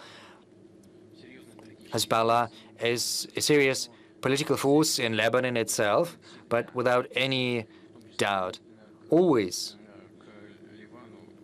And in the case of Lebanon, we always advocate using dialogue as a means to settle any dispute, any problem, and we try to do that. And we are in contact with almost all political forces in Lebanon, and we'll try to do that in future to achieve a settlement of the situation without any bloodshed, because no one is interested in bloodshed, especially given the fact that the situation in the Middle East has always been on the brink, on the verge of the recent years. So we'll do everything to convince all parties to the internal political process of the need that they need to remain within the bounds of common sense. Yes, please take the mic. President Vladimir Putin, do you support the ultimatum given by Hezbollah that either the investigator Tariq Bitar is dislodged or there is a downfall of the government? Do you support that ultimatum? Well, unfortunately, we cannot comment on the internal political processes that are happening in Lebanon, whether we support that or not. We simply cannot say that, whether we support the position of the opposing force, because if we express such support, that would mean siding with one of the opposing parties, and that would be counterproductive from the point of view of efficiency of our intermediary efforts in helping to achieve a reconciliation. So allow me to refrain from siding with anyone. What I need to say is that there needs to be a platform upon which an agreement can be reached without any shots fired, without any bloodshot, and we in Russia are interested in such a peaceful settlement. Yes, please. Stanislav Tkachenko. Thank you very much. Stanislav Tkachenko, St. Petersburg State University. I've got a question about energy. On October the 13th this year, Josep Borrell, head of the European External Action Service, publicly announced and sent an Arctic strategy to the European Commission. This is a strategic document of the European Union that treats a wide array of issues, in particular energy issues. I would like to point to two pillars.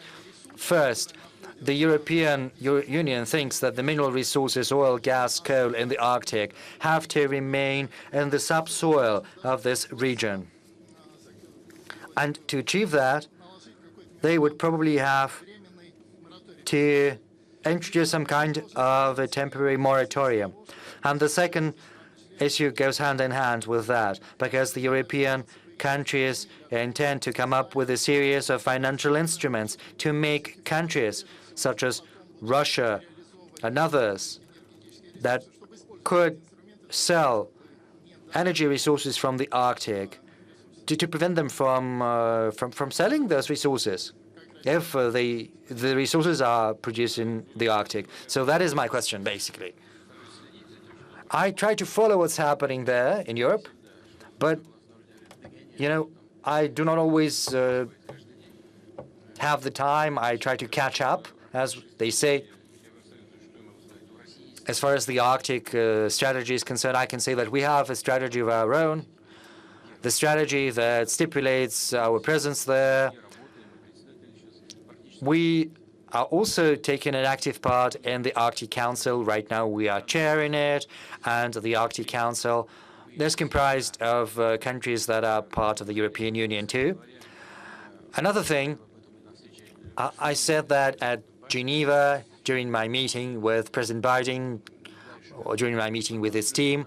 And I will say that again, we are willing to engage in an open cooperation with all interested parties, with all stakeholders in the Arctic, based on the principles of international law. There is a number of conventions on the territorial sea, as you're aware,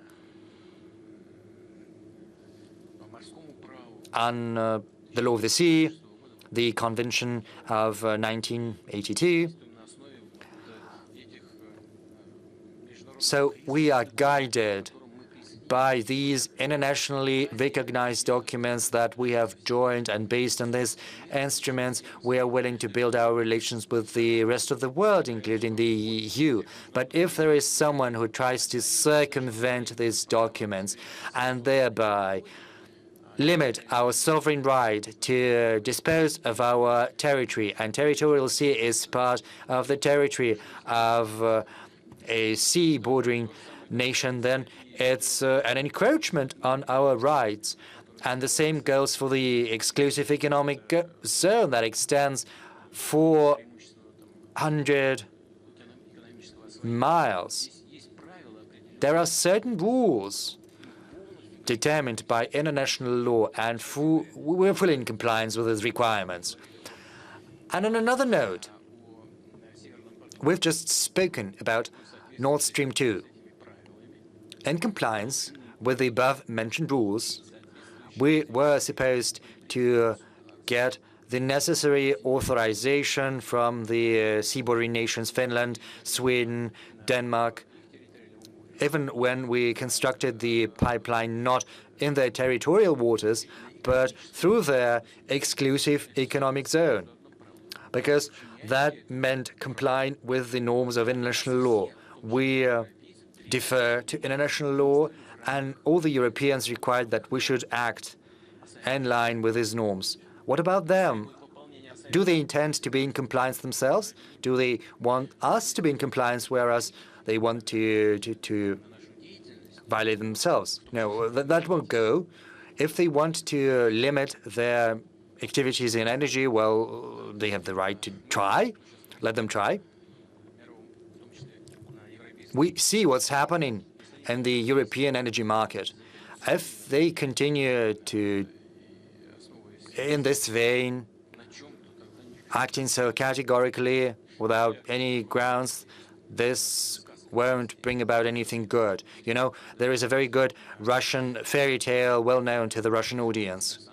One of the characters makes the wolf to catch fish with his tail in winter, and he sits next to the wolf and says, "Freeze, freeze, wolf's tail." And if the Europeans try to embark on this path, then they will find themselves in the shoes of these characters. But who is the wolf in this case? I do not think it's hard to guess.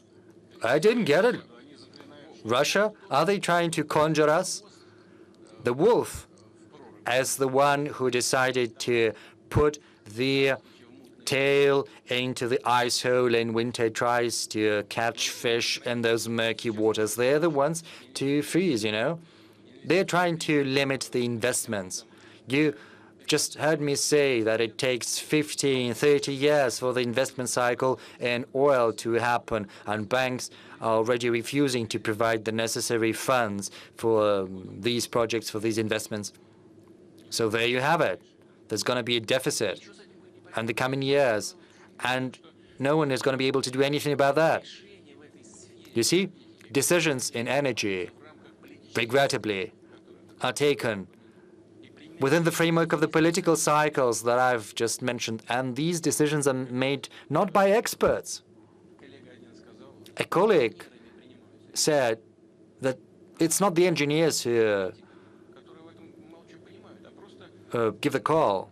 Politicians who are not well versed in these matters, and they are basically swindling their voters. They're trying to scare everyone with the climate agenda.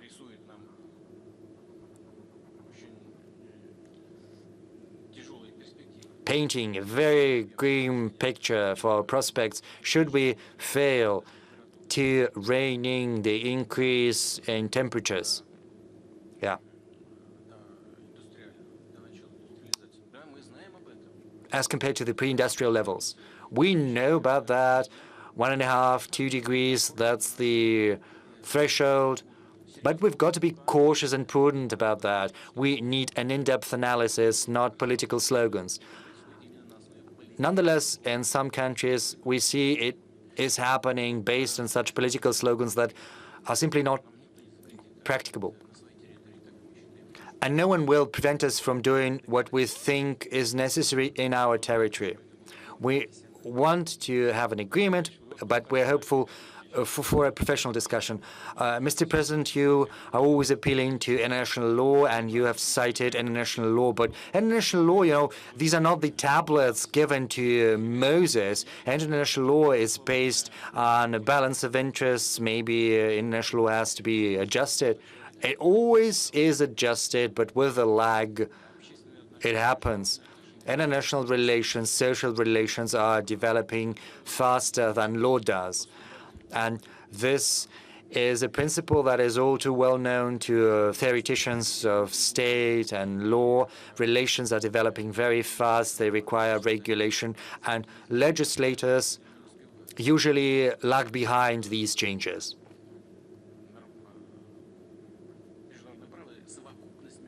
But international law is a whole body of international norms. These are not just, you know, some rules you jot down on a piece of paper under a blanket, hoping that everyone will be in compliance. No, these are norms that have been agreed upon, especially if we talk about public international law. These are the norms that govern the relations between countries. It's a fruit of agreement. You arrive at an agreement, you sign it, and then you are to comply. And if someone has not signed anything, you cannot require them to do that, because that would mean basically trying to impose an alien will on another country. So the faster we abandon such methodologies, the better it's going to be, the calmer the world is going to be, and more stable too. We've got another American colleague, Christian Wynton, from the Center for National Interests of the U.S. Can we put Christian on the screen right now? Christian, over to you. Hello, Fyodor. Great, thank you so much for calling on me, and thank you for Valdai for organizing this important conference. President Putin, I really appreciate your important comments, which I don't think we've heard from any other world leader about culture and its importance. One person here in the United States that might be interested and supportive of what you said is former President Donald Trump. I'm not certain about that, but he's spoken of similar things. My question for you is that there's a lot of speculation that former President Trump may again run for office in 2024. And you've spoken about Angela Merkel, for example. What do you think about the idea of a second Donald Trump presidency? Would you vote for him? Would you vote for him if he were to run? Oh, well, there's nothing to laugh about here. Well, help us. Would you vote for Donald Trump if he runs again? Christian. Oh, yes, I'm sorry. I thought you were asking President Putin. Yes, my view, and I worked in the Trump administration at the State Department early in his administration. I think it's remarkable. He's redefined conservatism, perhaps on some of the similar lines that President Putin talked about healthy conservatism.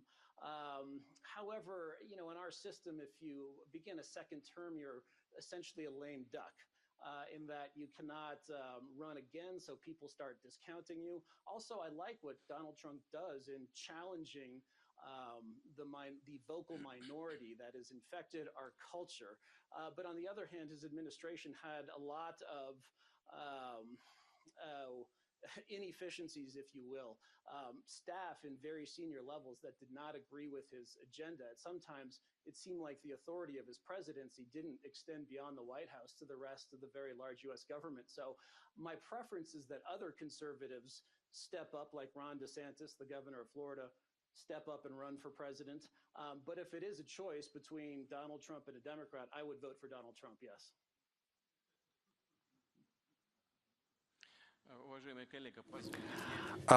Christian, well, allow me not to say anything what I think, and I would also like to refrain from commenting. Otherwise, you would be dubbed as a foreign agent.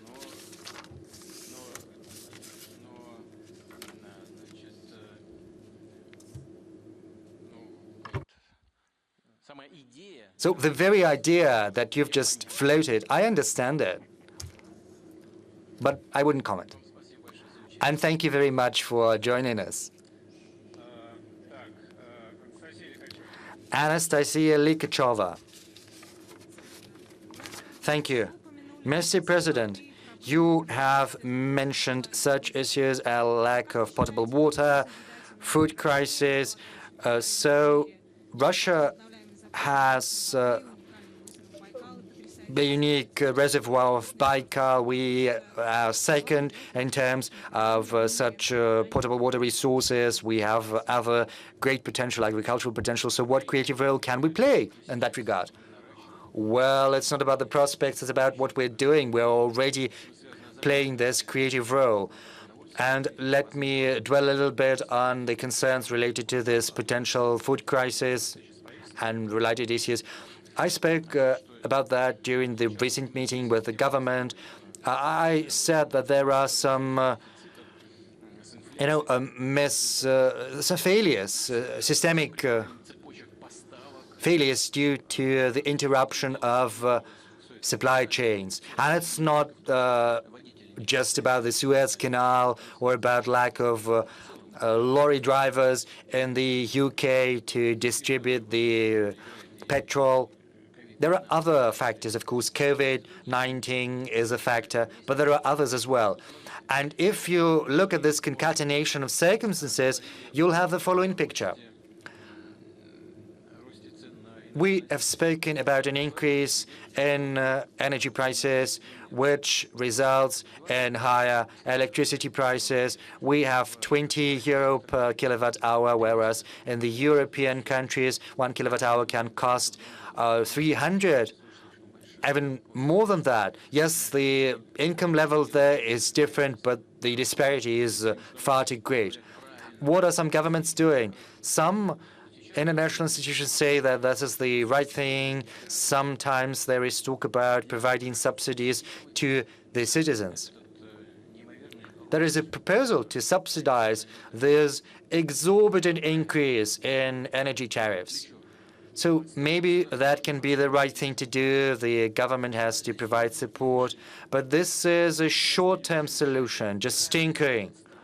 Because when the next stage comes, the citizens will be the ones to suffer. Why so? Because the volume of primary energy sources is not going to grow, so some will be undersupplied. The subsidized households will keep their consumption at the previous level, despite the scary stories broadcast by the German TV. If they get the subsidies, they will keep their consumption at the same level, but the supply volume is not going to grow. Someone will have to shrink their requirements. The industry, the metal producers, and it'll entail a whole chain, everything related to metal, and it's enormous. The cars, and the cravat pins, the tie pins. You see that the companies are shutting down. The producers of fertilizers. Fertilizers that are produced with the help of natural gas. They are already shutting down production, and there are grounds to believe that there's going to be a lack of fertilizers. As a result, there will be less food provided, and prices will hike. And then we will go back to the same consumers whom we want to help. Well, it's the right thing to do, it seems. But we should think about different things. We should think whether there is a need to try to impose restrictions on production, including in the Arctic, whether on political grounds we need to stop the launching of different pipelines like Nord Stream to it is about these fundamental things that we should muse. We should take into account increase the number of risks. We should not put everything into spot contracts. We should think about the future. We should ensure that the common sense prevails. We should think about long-term contracts. This is what we should think about, and only then we can avoid sudden crises. As of today, Russia has been making a contribution into food security. We have been increasing food deliveries into the global market. Our export totals $5 billion and even more, $25 billion. And I have said it on numerous occasions. I would like to thank our food producers. This is the work that they have been doing. We could never dream about that, and we should thank Europeans for the sanctions in the sphere of agriculture that they have imposed. Well done.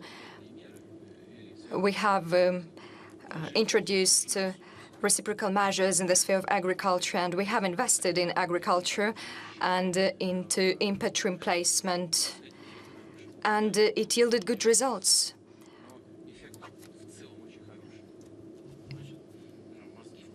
So we racked brains, we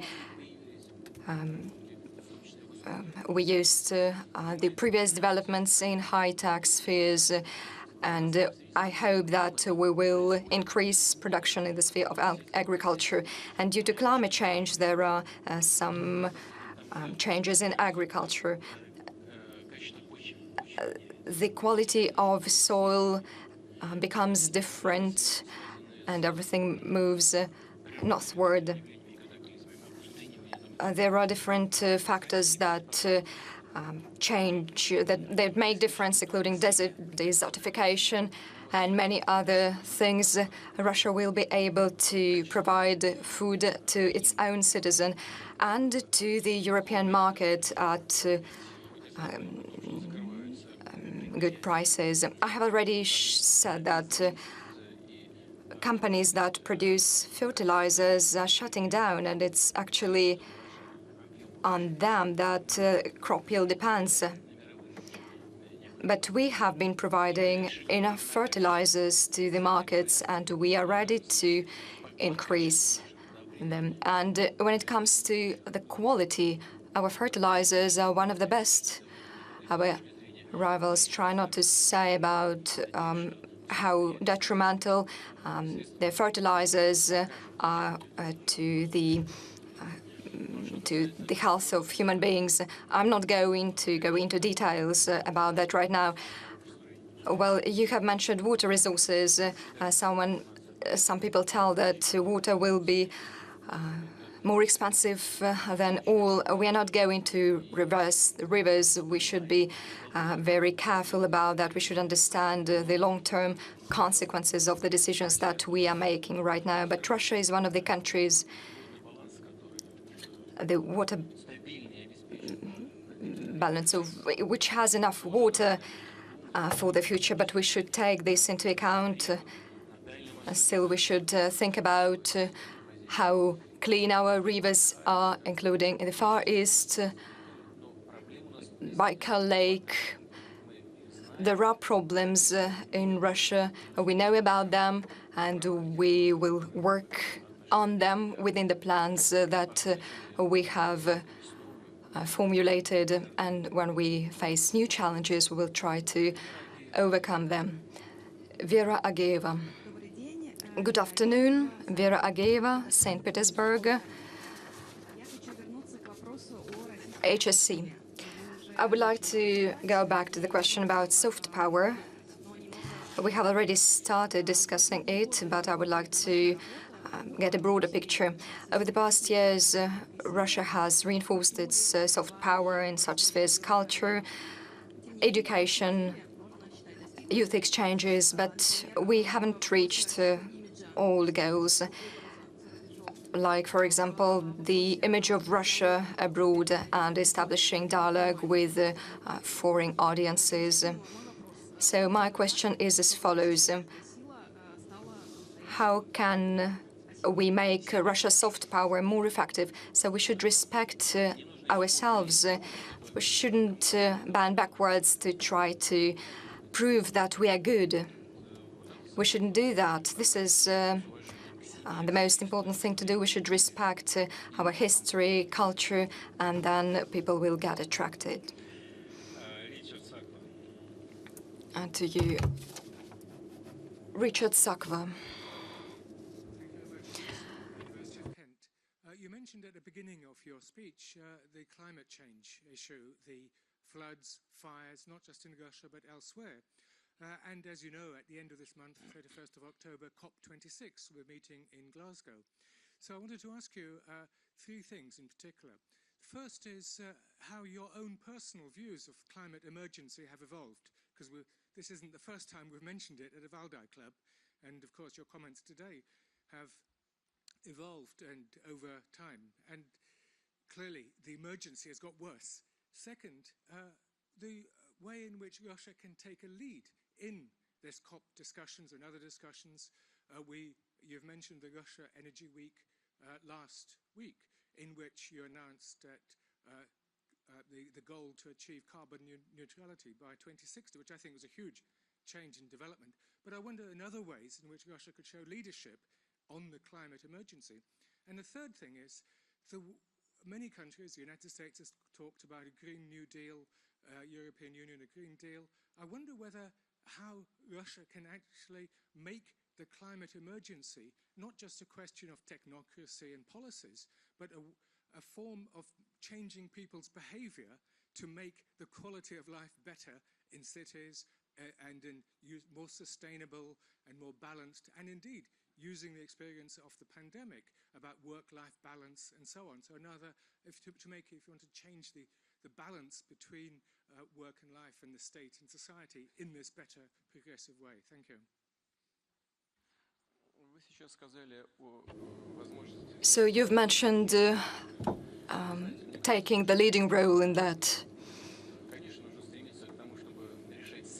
We should strive to solve a most complicated task, and we have said that we intend to be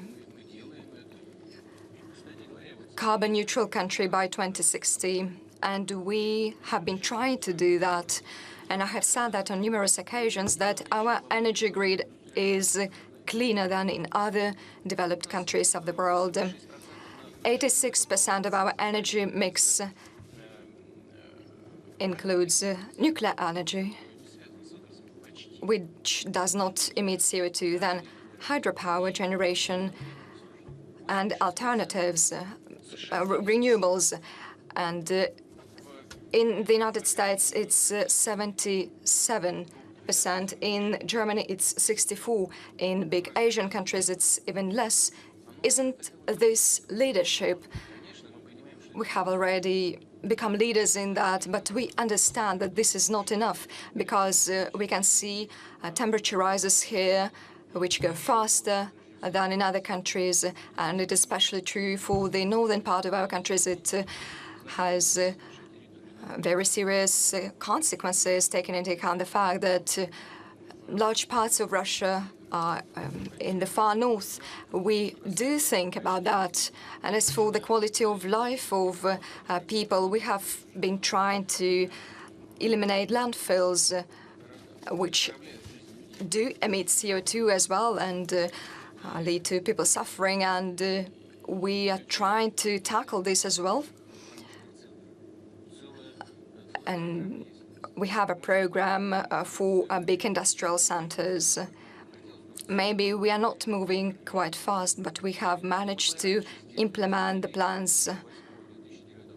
We might have done that much earlier, but we didn't manage to do that due to 2008-2009 financial crisis.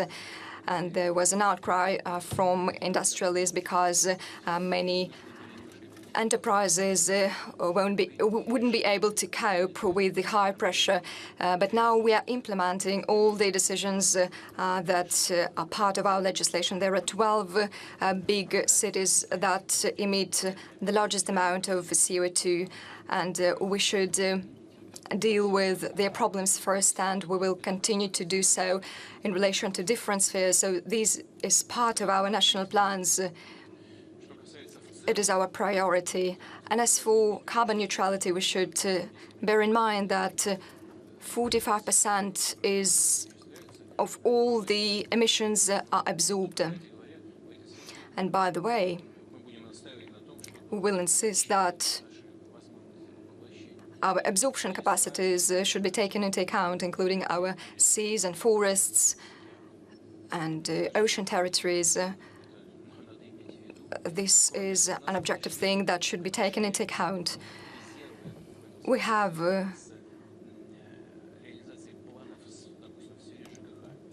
big plans in the utility sector and energy saving. So we have something to do here, and we will do that. So by and large, we should not act upon our plans autonomously. We should strive to achieve good results, and in a transparent and open way, we are ready to do that. I hope that the fight for solving environmental issues won't become a tool of political strife. It would undermine the trust to us of what we have been doing for the future of the humankind. And Mr. Putin, do we have a program when the carbon border adjustment tax will be introduced by the European Union? Well, you know, as for the decisions that are not transparent, they're not being made, and I have spoken to some EU leaders, and they do understand that the measures they have been taken are not transparent, they are not just, and they should be worked upon in the future. And hopefully it will be done in the dialogue with other partners, including Russia. Angela Stant, who has long been with us. Angela Stant, could you please put her on the screen? So please, you have the floor. Thank you. Yeah, thank you very much, Fyodor, and I'm sorry I'm only here virtually. Mr. President, I heard you talk about some ways in which the US and Russia are working together, and I want to ask you another question about Afghanistan. 20 years ago, Russia and the United States, they cooperated to defeat al-Qaeda and to remove the Taliban from power. 20 years later now, in the aftermath of the American withdrawal, do you believe that counter-terrorist cooperation between Russia and the United States is desirable? Is it possible? Do you think we would still share some of the same goals in vis-a-vis Afghanistan that we did 20 years ago?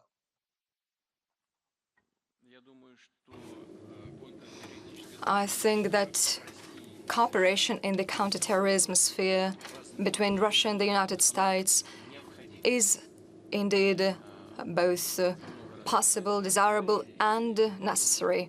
We have spoken about that on numerous occasions, and I'm sorry that you are not with us today. You have joined us online, but evidently it's a common threat, and it's not becoming less dangerous than 20 years ago, unfortunately. And moreover, it is expanding, and it has become global indeed. And only by joining hands we can fight this threat. I have already said that our special services have maintained contact. However, it seems to me that we can deepen the cooperation between them, but we are grateful to our American partners for the information that allowed us to prevent terrorist attacks in Russia. I can assure you that we will everything we can and provide the necessary information to our American colleagues if it is of interest to them, if we have this information, and this is what we are all interested in. And as for Afghanistan, Mr. Putin, the Taliban, the de facto authorities of the country, have come to Moscow, have been discussing issues with our ministers. Are they going not to be recognized by Russia? Well, you know, we have maintained contact with them, and it's not about the Taliban itself. The decisions are made at the level of the United Nations organizations, and we expect Taliban that has controlled the situation in the country would behave and would take positive measures. And it seems to me that we approach this point, and hopefully the decisions will be made like before, when we put this movement on the list of terrorist organizations. It seems to me we have had few questions from Asia. Mr. Simatemai from Japan is with us. Thank you. It's a great honor for me, though I didn't manage to come to Sochi. The remarks that you've made are very important to me, especially the words that you have said about antagonism, especially in the Asian countries. Together with Prime Minister Abe, you have tried to tackle the problem and sign a peace treaty. However, over the past 2 years, there were 2 prime ministers of Japan who met you.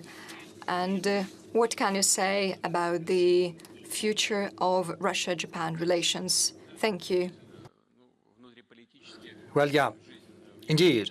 Internal political life in Japan is organized in such a way that changes in the political scene can happen very fast, but the interests of the Japanese people and the Russian people are the same, and these interests, they imply the need to regulate, to settle our relations to the full, in particular through concluding a peace treaty, and this is something we will seek, even though people change at the helm of Japan. You know, on October the 7th, I spoke to the new Prime Minister of Japan, as you are aware.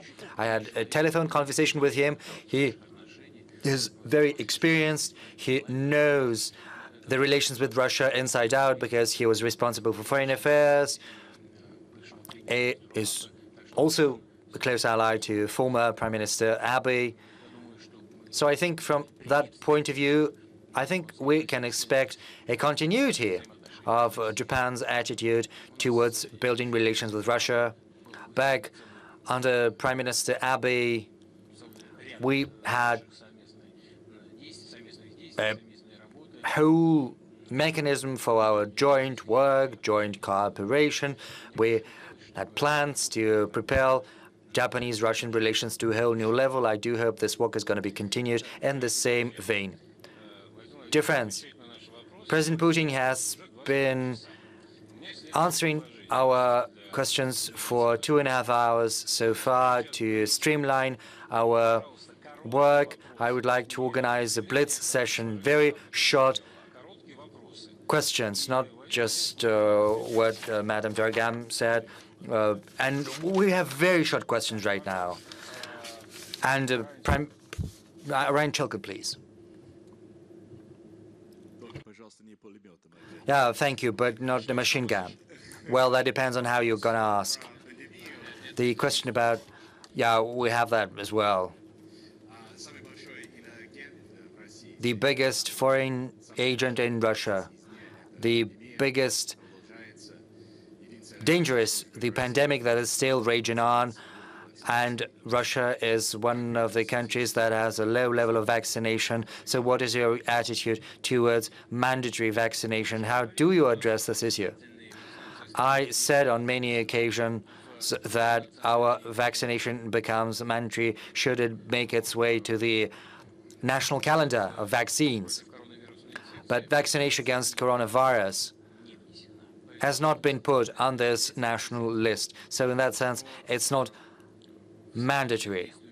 But as per the existing legislation, regional authorities have the right to introduce mandatory vaccination in view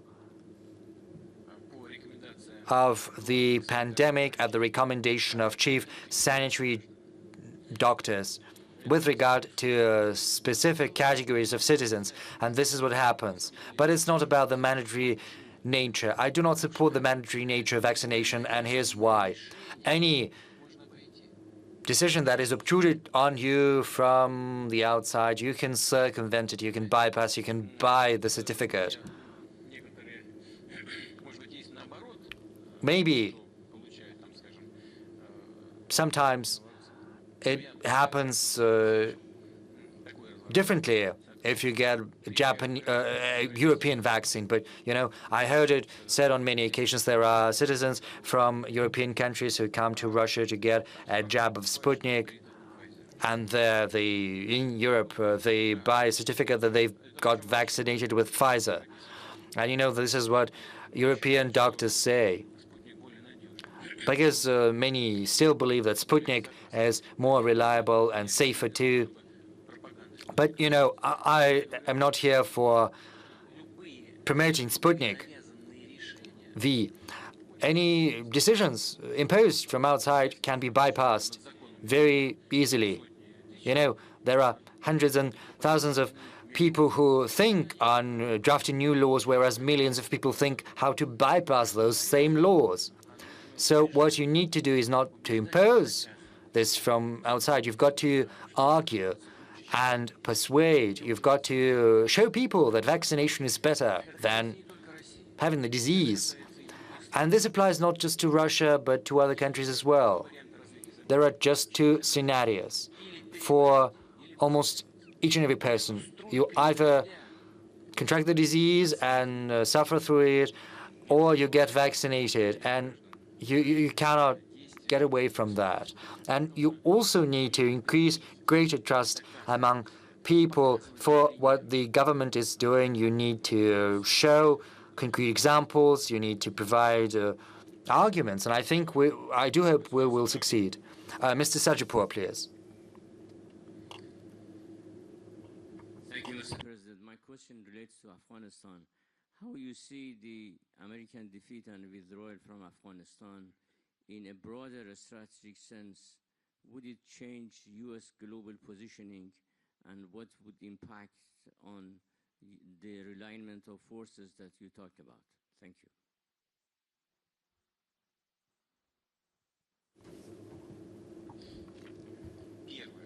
First, what I'd like to say is, of course, the President of the U.S. made the right call, the right decision to withdraw the troops from Afghanistan. He must have understood, maybe he didn't know how exactly it would play out, but he understood that he would be subject to criticism internally. And yet he made the call, he made the decision, and he assumed the responsibility for that. Yes, we understand that maybe this decision could have been done differently, implemented differently, and this decision has an effect on how the U.S. is treated, is perceived, especially countries that perceive the U.S. as an ally. I think the tide will time and everything will get back to its circuits. I do not think there's going to be drastic changes, drastic shifts. Maybe in the short term, it's going to have an impact. on the U.S. relations with its allies. But the attractiveness of a country does not depend on that alone. There are many factors. There is the military, the political cloud, military cloud, and economic heft. Alexander Rahr, please. Mr. President, when Chancellor Schröder and you spoke at the St. Petersburg German dialogue, you said that it was the best point in time in Russian-German relations over the last 100 years. Right now, the relations have soured. My question is as follows. Probably it's going to be Olaf Scholz that is going to be the new chancellor. Do you think you can resuscitate the relations? Maybe the St. Petersburg delegate list. You know, it's not only up to us. If the German side expresses interest, then we will intensify these ties. The St. Petersburg dialogue still exists. It didn't go anywhere. It's still held and organized. Of course, we could intensify mutual contacts between our societies, and these contacts can be more fruitful and productive too. We need to depoliticize everything, and I hope this is what's going to happen. The coalition in Germany is turning out to be quite complex. There are divergent political views espoused by the forces that might become part of this coalition. So we'll see how it's going to play out in practice, but we're willing to engage in dialogue. Whom else do I see? Anatol Livin, please. Thank you, Mr. President, for coming. Anatol Livin from the Quincy Institute for Responsible Statecraft. China and other countries have made a move to electric cars, a key part of their action against climate change. What are Russia's plans in this regard? Thank you.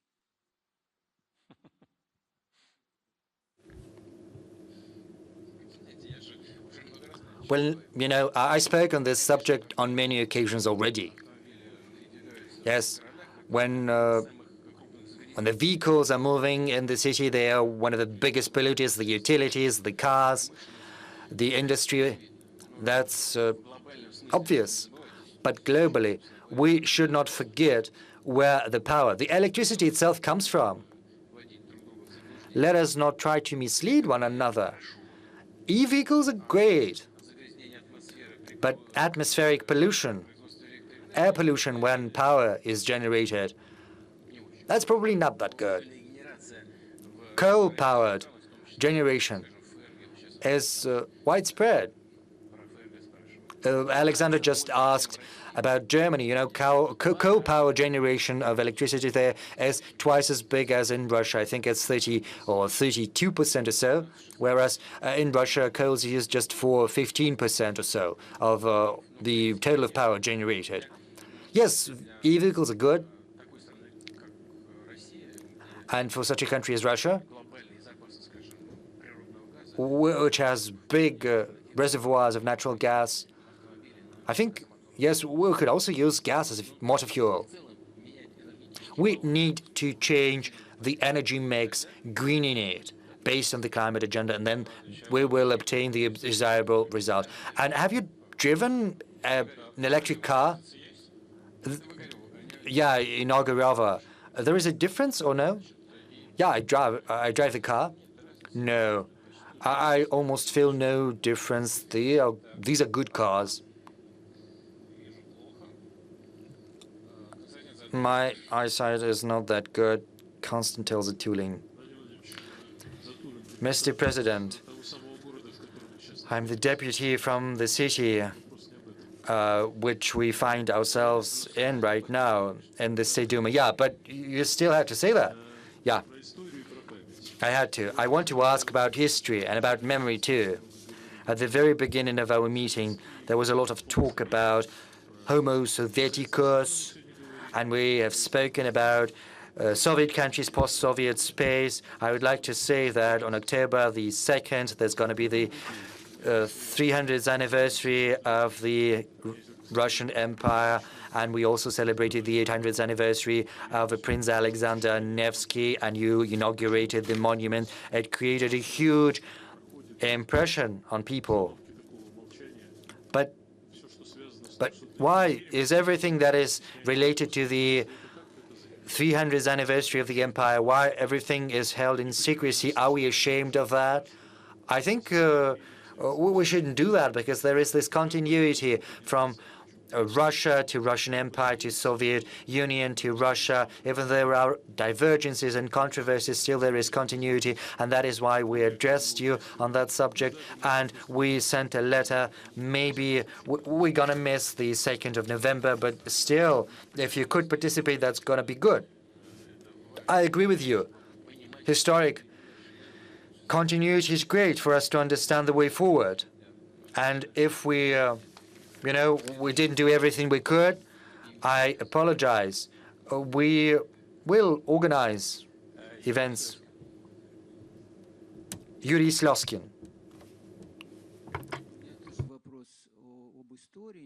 I have a question about history too. You are at the helm of the Russian state for many years now, and you must have thought about your role in the Russian history. What do you think your major accomplishments are, and what are the biggest failures as the Russian leader? I don't think about my role in history, because once you embark on that path, it's high time you quit. Because, it becomes a barrier, a hindrance. It impedes you from making the decisions. Whenever you start thinking, God forbid this happens or this happens, what will Mrs. Grundy say? And that's the end of it. You've got to quit and abandon. You've got to resign. As far as my accomplishments go, we had 40 million people under the poverty line. Still, it's more than 19 million right now, but it's not 40 the way it used to be. I think this is the biggest accomplishment I can boast of. Our economy has recovered. Some industries, in particular the defense industry, were almost non-existent. Another moment, and we would have lost them entirely. We wouldn't have been able to rebuild, because the supply chains and the scientific schools would have vanished entirely, and we've managed to rebuild all of that. Another thing, almost all Russian region, the charters and the constitutions of republics had different things like, the right to print their own currency, state boundaries, but there was not a single mention that they were parts of the Russian Federation. That was a very serious challenge. We managed to overcome it all. Counterterrorism, fighting international terrorism, too. I would like to say something I ruminate on, and I'll be completely frank with you. Yes, we've managed to overcome that difficult period, especially in the fight against terrorism. But to a large extent, not thanks to my efforts, thanks to the patience, courage, and will of the Russian people. And I say that absolutely sincerely, absolutely frankly. This is not a pose. I saw the suffering Russian families went through, but Russia endured. And this attests to the fact that this passionality we spoke about at the beginning is the core part of the Russian people. There is this internal incentive towards development. It exists, and it's extremely powerful. Mr. President, since you do not want to speak about your own role in history, let me have a look at it from a different angle. It's become very fashionable to search for a vision of the future. The Valdai Club is searching for that. Mr. Bezrukov, sitting in the first row, does a lot to search for this image of the future. I'm afraid we won't be able to grasp this image, because the world is incomprehensible. It's so big. Maybe I'm wrong. Do you have a vision for Russia, for the world, something you would like yourself and your descendants see? We could speak about that for a very long time. I think I responded to this question in different formats, and I would hate to simply repeat the responses that I gave back in the past. But let me start from, the theme of this Valdai Forum, getting back to the future. No, it's the international shake-up. But not just that, the individual and values too. Yeah, there you go. But, the individual, we always forget about that. We should keep that in mind, because this is the most important thing. I cited Nikolai Berdayev. As you know, he wrote a number of important treatises which are still popular until this very day. And he spoke about the contemporary medieval times. He spoke about freedom. He spoke about it being a heavy burden. But there's another thing that he said. He said that at the very center, the very heart of development, there should be the individual, because the individual is more important than society and the state, the government. So I would very much like, in future, for these resources of the state to be concentrated around the interests of the human being. This is something we should aspire to. How efficient we are in building such a system, so far it's hard to tell, but this is something we have to strive for. Yeah, let's ask questions from the boxes 1, 2, 3, and then, the young person there in the back, raising the hand. Yes. Thank you, Mr. President. Dmitry Suslov, Higher School of Economics. In your remarks today, you said that the controversies, both national and international, have reached a level that in the past, such level of tensions degenerated into world wars. So far, we cannot see a world war, at least a hot one. Do you miss that? That's what I wanted to ask. We are probably not seeing such a world war because there is nuclear weapons to take into account. But do you mean to say, do you think that in principle such a war is impossible? And if it were impossible, as as Dostoevsky said, if there is no God, then everything is possible. If there is no danger of a world war, then there is complete irresponsibility. Like with any heat, there is no barrier in the way of aggressive politics.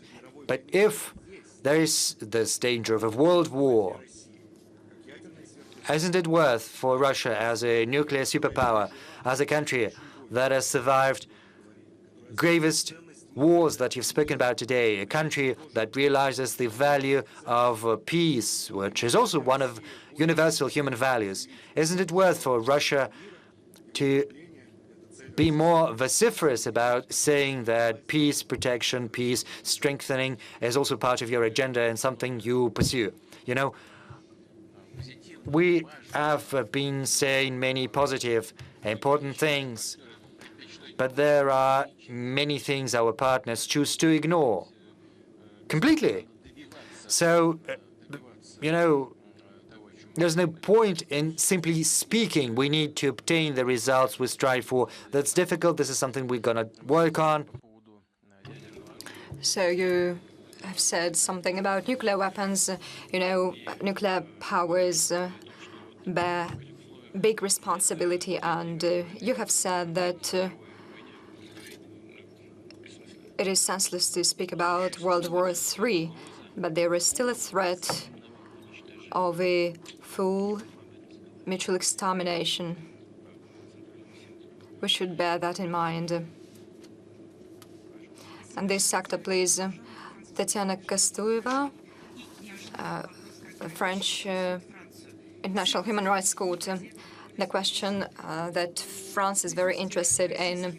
There has been reports about Russia's PMCs working and functioning in Mali. Does the actions taken by PMCs counter the general actions taken by Russia? Yes, this is something that we have spoken with President Macron about. You've mentioned PMCs. Actually, they do not reflect the interests of Russia. If there are somewhere, it is not that taking actions there on behalf of Russia. This is something connected with energy production, with gemstones or gold extraction. If the actions run counter the measures taken by Russia, we will respond to that, obviously. Thank you.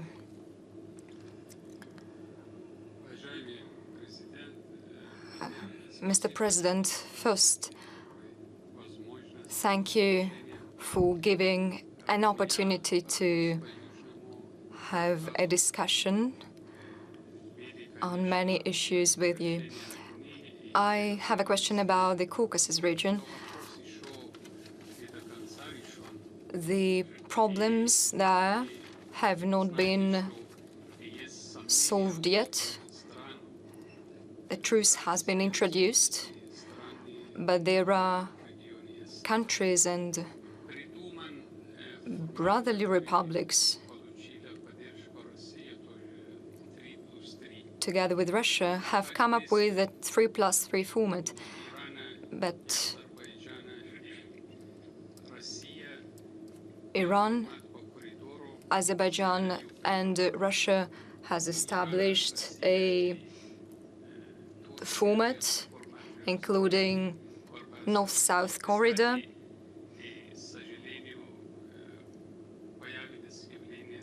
And unfortunately, we have seen terrorists becoming active in the Caucasus, and Russia's role is very important here, and Armenia and other countries can step in as well. Do you think we should initiate establishing another format that will be more efficient and will take into account the interests of the republics of the Southern Caucasus region and the regional actors as well? Well, thank you. First of all, I would like to give credit to the political wisdom of the President of Azerbaijan and Prime Minister of Armenia. And despite the fact that events were very tragic, they managed to cope up with that and make a very good political decision. There have been some grievances and claims against the leaders of these countries. There are always people who are not satisfied with the results. But you can always tell these people, well, just try to do it better. And President Aliyev and Prime Minister Pashinyan managed to stop the bloodshed. There's nothing more important than preserving people's lives. But moreover, conditions for the long-term settlement in the region should be established. And these conditions are possible only if the both sides adopt these agreements and view them as long-term agreements and value the advantages of the reconciliation of a peaceful coexistence. The communications with Nakhchivan are very important for Azerbaijan, and the country is interested in unblocking communication lines. This is one of the most important tasks set by Armenia to establish effective communications with the region and to bring normal life back. And Armenia is interested in that indeed. She's interested in resetting relations with Turkey. And in both cases, this should result in achieving the most important goal, which is ensuring peaceful coexistence of the two countries and creating conditions for the development of both countries. Is it possible? Yes, it is, and we have done what we could to stop the bloodshed there, and our peacekeepers have been fulfilling their duties there, and almost 50,000 refugees have come back home, and by and large we've managed to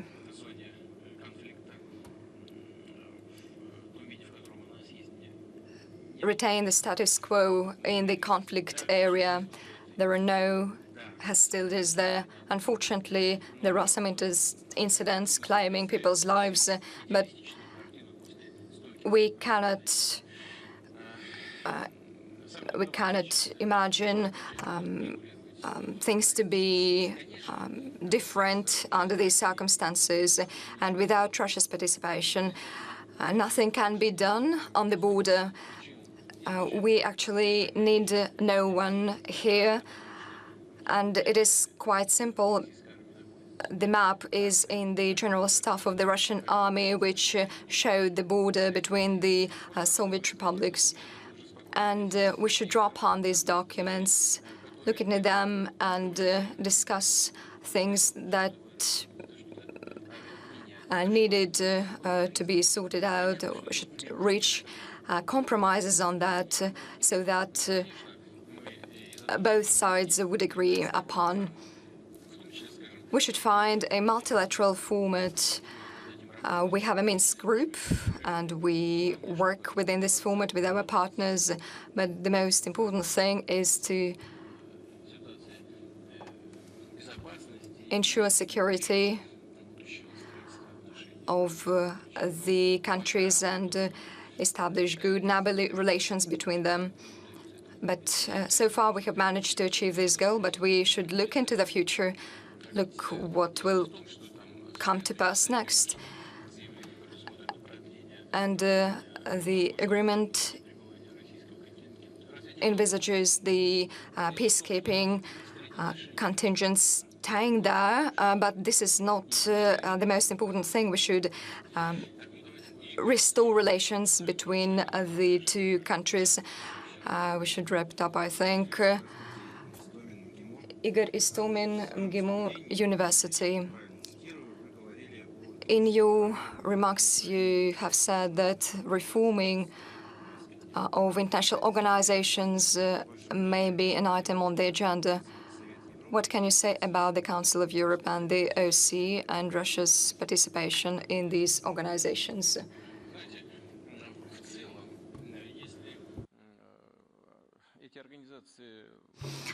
By and large, if these organizations will work on implementing the objectives for which they were established in the first place, well, this will make sense. The Council of Europe is the European affair, and the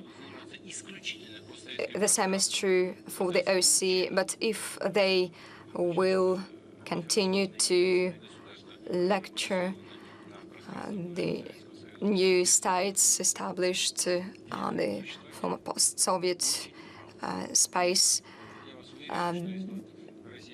they can hardly continue to exist like that. And if Russia stops participating, stops becoming part of these organizations, it will lead us nowhere. No one likes being lectured. We should take a broader look at those issues, including humanitarian issues, if we speak about the Council of Europe, or the security issues in Europe by and large. So we are going to finish it here. Please, in the center. Thank you. Thank you very much. Arthur Javed, Director General, Pakistan House, Islamabad. Actually, with all due respect, of course, the counter-terror campaign is very important internationally, and it will continue.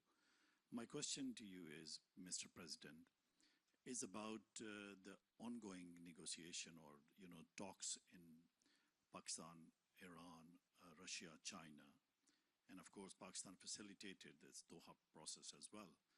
In the wake of NATO failed completely on almost every misadventure they made, including Afghanistan, of course the mess is their responsibility. But if Taliban manages to prevent drug trade, secures territory against ISIS and terminates all the infrastructure, what would be the reaction or response from Russia, China, and Pakistan? Of course, it's not about recognition only. It's, as you said very rightfully, that it is important to empower Taliban on the ground economically, so the continuity should avert any social chaos like doctors' salaries or nurses, education, teachers, anything related to social and other factors and stresses. I think I would really appreciate if we could look also, if you could shed light on this one, that how important it is to again wrap the mess of NATO. But it is important for the region. That's why I think Russia and China should take the lead on this account as well. Thank you very much for the opportunity.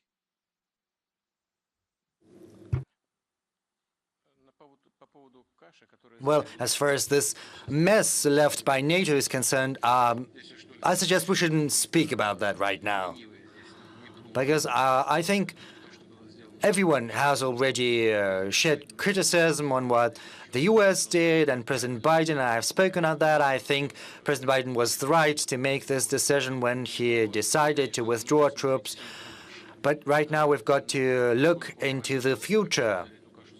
You know, you said they are the ones to leave this mess, so they shouldn't absolve themselves of responsibility. And they have many instruments at their disposal to have an influence on what's happening in Afghanistan. They, and Europe in particular, have financial instruments, and they, shouldn't, have a snobbish look at this territory as our European colleagues sometimes do, because they share some part of the responsibility for what transpired there. We've got to join efforts and help the people of Afghanistan.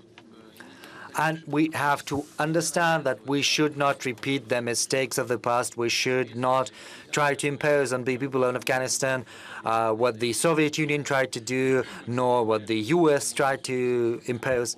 I think the USSR had a better, a more balanced approach when it intervened in Afghanistan. And the regional powers, and Russia in particular, are interested in improving the situation, and Russia will do its part to make sure the situation normalizes. As we can see, Taliban is trying to fight extreme radicals whose terrorist aspirations leave no room for doubts. They try to fight ISIS in particular. We understand ISIS simply joined Taliban to achieve their short-term goals. Right now they're attacking Taliban themselves. And we also understand that inside Afghanistan, Taliban has to build bridges with all ethnic, religious groups, with all political organizations, social organizations. But we need to start with the ethnic component.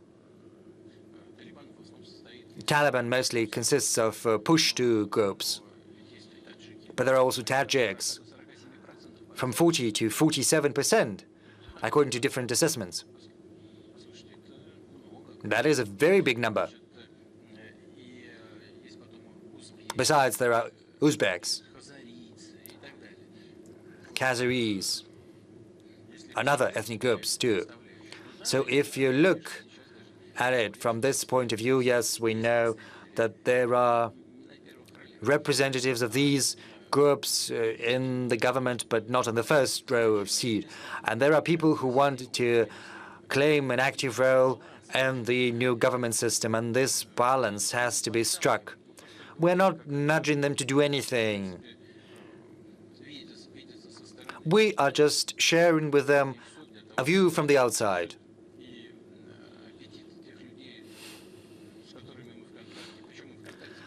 And we're in contact with everyone, with all the political forces that exist in Afghanistan, and we manage to foster quite stable relations with all of them. And we want there to be an acceptable compromise to be found. And we do not want issues that exist inside to be resolved with the force of arms. We want women's interests to be taken into account. Afghanistan needs to strive to be a modern state.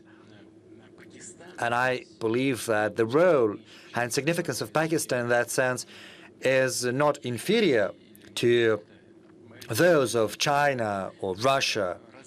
That is why we are interested in developing cooperation with your country in particular in order to secure a joint result. Without a doubt, Russia's interest is to make sure that, in the end, Afghanistan exits from this never-ceasing civil war, and we want the people of this long-suffering nation to feel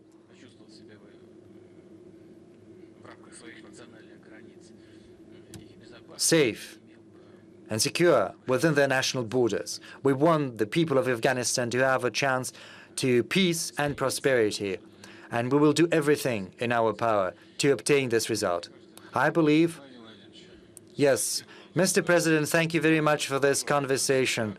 I will absolve you of the functions of the moderator because it's high time. Well, you know, I never laid a claim to your position, you know, in a preventative manner. I think we've had a very interesting discussion. We've covered almost all the subjects possible. A huge thank you.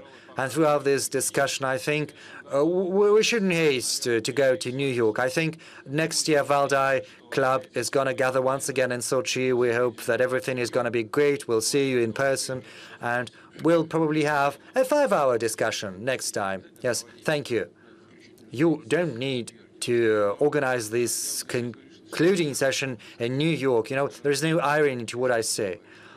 Many people interesting would be go to Afghanistan, to other countries. There is good grounds behind that, and in Europe too, to talk about the issues that Europe finds most relevant today. Well, we could talk about energy, climate issues. Why not? I know, yes, we hold events everywhere, and you could do that in New York too. Thank you. Are you laughing? You don't think that is important? I would like to thank you, colleagues. Indeed, for many years you've been coming to Russia, and you still demonstrate a great deal of interest in our country. That is a good opportunity for me, for my colleagues, because your humble servant speaks in this format. Our ministers come here as well. I know that our foreign minister spoke here. The mayor of Moscow, our capital, spoke here in the past. It gives us an opportunity to tell you what our view is of Russia's role in today's world, the direction we're moving in. I think this yields some very good practical results. You know, colleagues, you know, our vice prime minister has just got back from the U.S. and he says that I was surprised, he says, when I spoke to the administration, to the security advisor, and I felt, he said, that there was some deficit of information. Maybe the CIA, they don't trust the CIA or something, I don't know. But such platforms are in high demand because they give us an opportunity to have a frank discussion, to speak to one another, to feel one another, and the decision makers at different levels will take into account, in particular, what we speak about at the Valdai Forum. Thanks a lot, and bye.